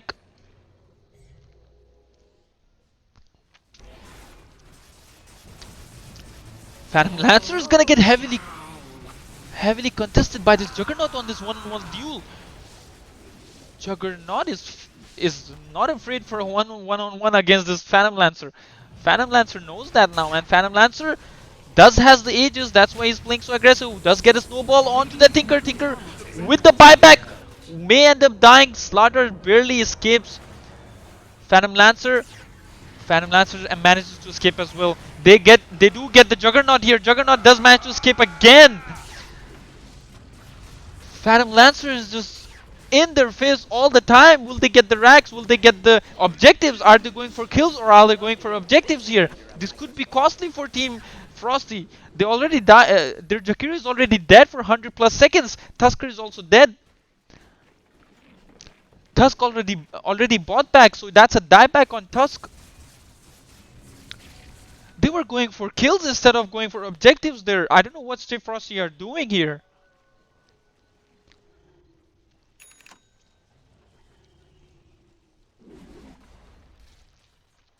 This allows them to get out of their high ground and then farm and push all the lanes again. Maybe go for pickoffs, potential pickoffs with this Juggernaut. Juggernaut can easily 1v1 this Phantom Lancer at this point. But Phantom Lancer does have a nullifier now, so we are really deep into this late game with 6 slots. What could we see from this Team Titan Esports now into this late game? How do they try and... Tinker has made a Ghost Scepter and a Kaya and Sanj, so he's in the defensive as well as the offensive build right now. I think this Nyx Assassin's Scepter will be really helpful now in team fights. So Nyx Assassin needs to get his next big item. Grimstroke is getting his Hex, will ulti and use his Hex on a couple of heroes at least. This next team fight is really going to be a make or break for this game number 3 in this best of 3. Will they wait for yet another Roshan? Can we see fourth Roshan going down in this game alone?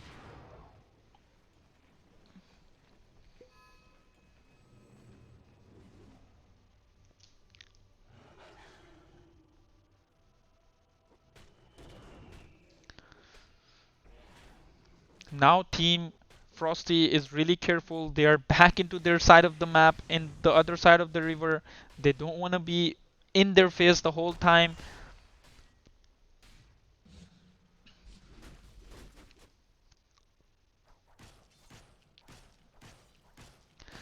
So only Juggernaut has a buyback now. Everybody else on both these teams do not have buybacks.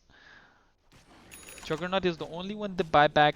They have a 30k advantage at this stage of the game. This team Stayfrosty. Their items are just, they're all well farmed.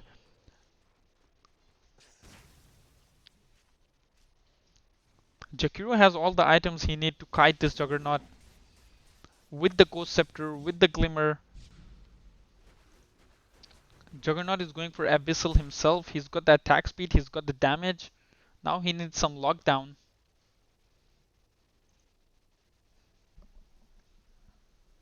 Oh, but Phantom Lancer wants to take this high ground early on. He wants to go without the use of Aegis. He doesn't need that Aegis.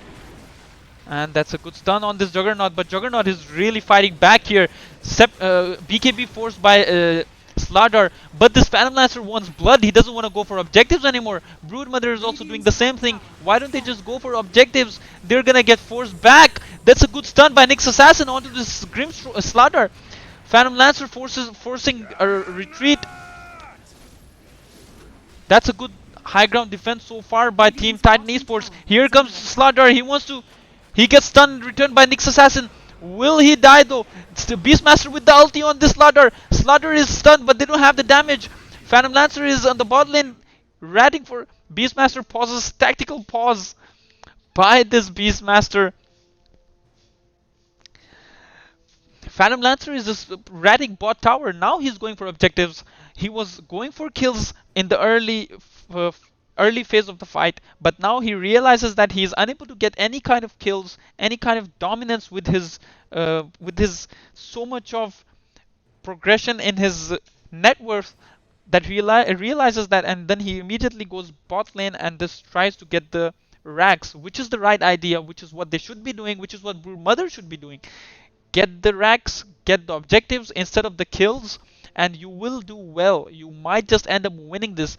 I understand they have a 32,000 net worth lead, but then it just takes a couple of kills to turn the tide in this late game where Juggernaut is farmed well. So is Beastmaster with his ulti. Jakiro is down for them, so it's a 4v5 situation right now. Will they be able to pull off this team fight? Will they be able to get the racks, at least the bottom set of racks? Slardar can create some space for them through the top. He is on less than half health with no mana and no BKB. He does have his first kill though. He can run, but can he hide and can he create enough space for PL to do the damage in the bot lane?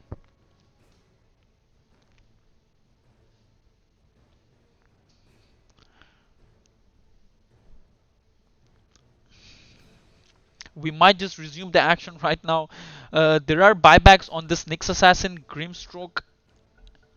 So they have Juggernaut as well. 3 buybacks. Slardar is creating that space. Phantom Lancer is pushing bot. He wants to get this tower. He wants to get this rack. Slardar on the other hand is gonna get heavily ganked and he might end up going down. Juggernaut with the monster kill. Phantom Lancer ends up getting the bot tower. And he wants blood. He's gonna go for Grimstroke. He's diving right in. He doesn't want racks anymore, or does he? He wants racks now. He's going for the racks. Juggernaut realizes which is the real one out of these illusions and just attacks, right clicks him. Phantom Lancer is simply not able to withstand this damage from Juggernaut and go 1v1 or try to take racks. So that's another good defense from high ground for this team Titan Esports.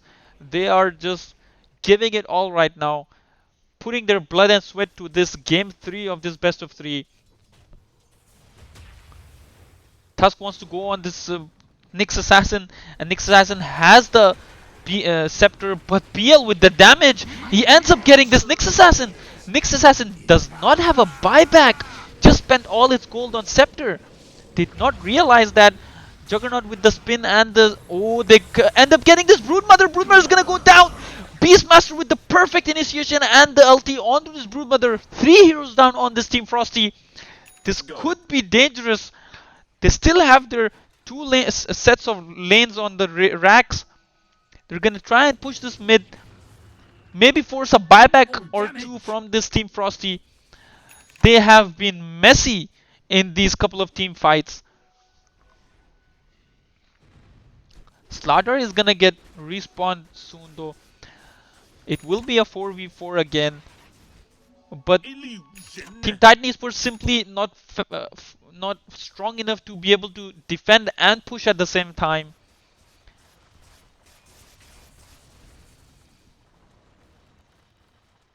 Juggernaut is almost 6 slotted as well. He just needs one more big item and then he will be 6 slotted. Grimstroke has got his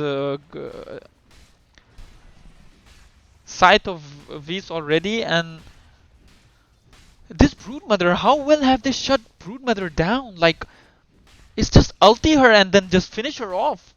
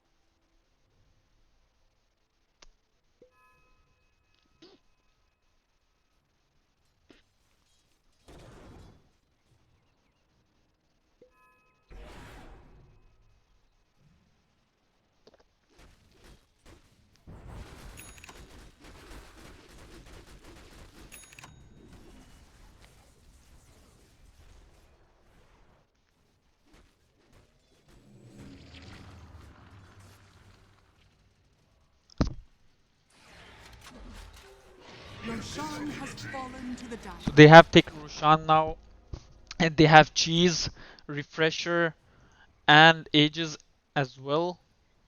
Phantom Lancer just does not have any space to carry that, so they're gonna end up giving the Refresher to Tusker. I think Broodmother should really carry that Aegis, Immortality. but Slaughter decides to take that in the Dire's space of bottom his tower is Vanguard. under He attack. sells his Vanguard actually.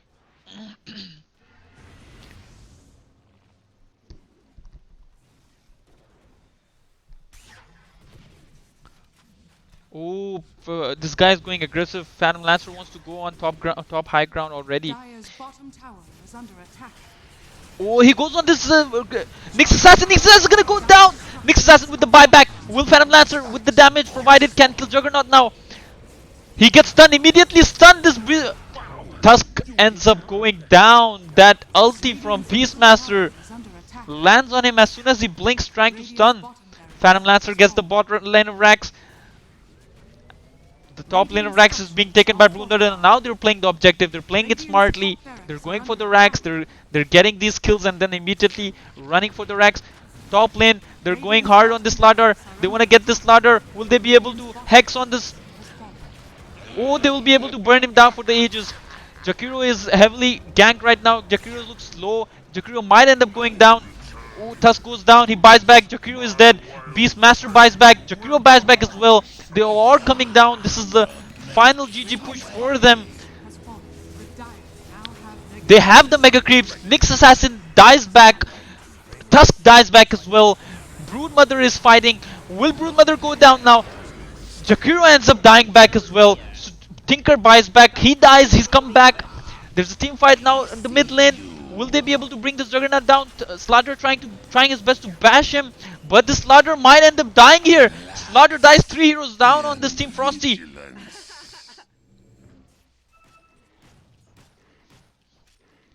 Broodmother ends up going back because she does not want to risk this advantage. They have the megas. They can just go back.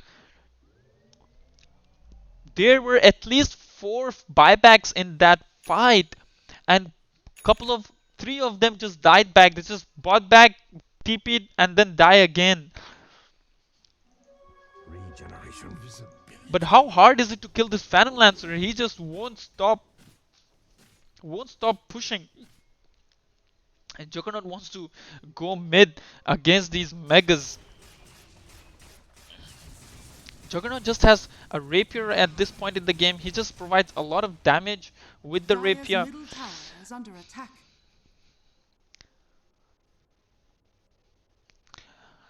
This Juggernaut is doing so much damage, especially with the bash and that Abyssal Blade with the Manta style.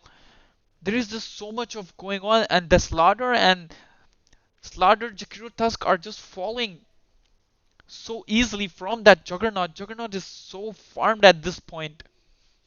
He can easily uh, kill this Broodmother on his own with the help of the ulti Beastmaster provides. Beastmaster does have his ulti. Will they Dire's be going middle for tower mid? has Yeah, they are fallen. going for mid push. Nobody's defending their side of the ancient. Dire's middle tower is under They're going attack. for mid. They will go for GG push. I am so sure about that. They will get this tower and go for the next tower. Yes, they are. Will this be a ancient base race? Will this be a base race? Phantom Lancer is pushing in the bot. They want to go for base race here. Will this be an exciting finish to this best of 3? Gets a kill on this Broodmother. Broodmother buys back. Slaughter buys back as well. This could be a base race. Will Phantom Lancer be able to get the throne on time in time? Juggernaut on the other hand is now stunned and will end up going down. Juggernaut is down. Phantom Lancer TP's back and does help his team out. Juggernaut buys back to defend his ancient. And there is a pause. Boy, do I need a pause as well. The base race was real. Phantom Lancer trying to get the base, realizes that Juggernaut is causing just too much damage, TP's back, kills Juggernaut, and Juggernaut ends up buying back himself.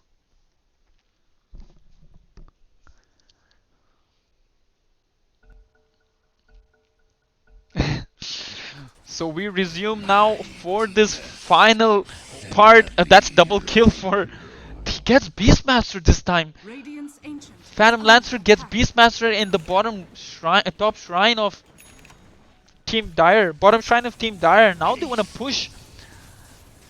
It's a 5v4 and Beastmaster is out of his buybacks. The only hero remaining in the game who has buyback is Phantom Lancer because he just hasn't died and he doesn't hasn't died yet.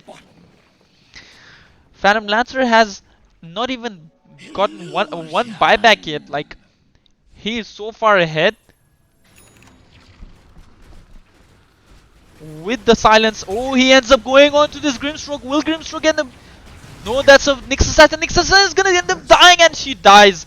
Nyx Assassin is down with no buyback. This could be it for Team Frosty.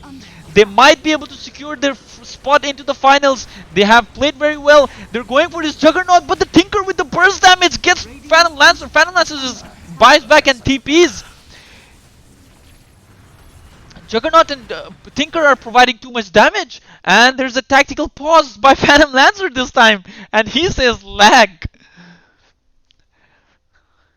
Well, what is happening here? Because the amount of damage from Tinker and Juggernaut is just too much. Burst down this Phantom Lancer. Phantom Lancer buys back. He wants to be in this fight again. And there is another pause. But they... Okay, they get the throne now. That is GG for Team Stayfrosty. They have earned it. They have won the final game in this best of 3. There was a little bit of dirty play going on with the pauses. They paused and then they paused yet again. But this game has been nothing short of entertainment. Game 3 goes for Stayfrosty. They deserved this victory. They have a 41k net worth lead. Took the game from early game till the last game. It was in their pockets. They were confident. A little bit of misstep here and there, but then they were able to come back and win this. So congrats to them. Thanks for the viewers who stayed with us for tonight's games. It was a pleasure to cast this game, and we will see you next week. Good night.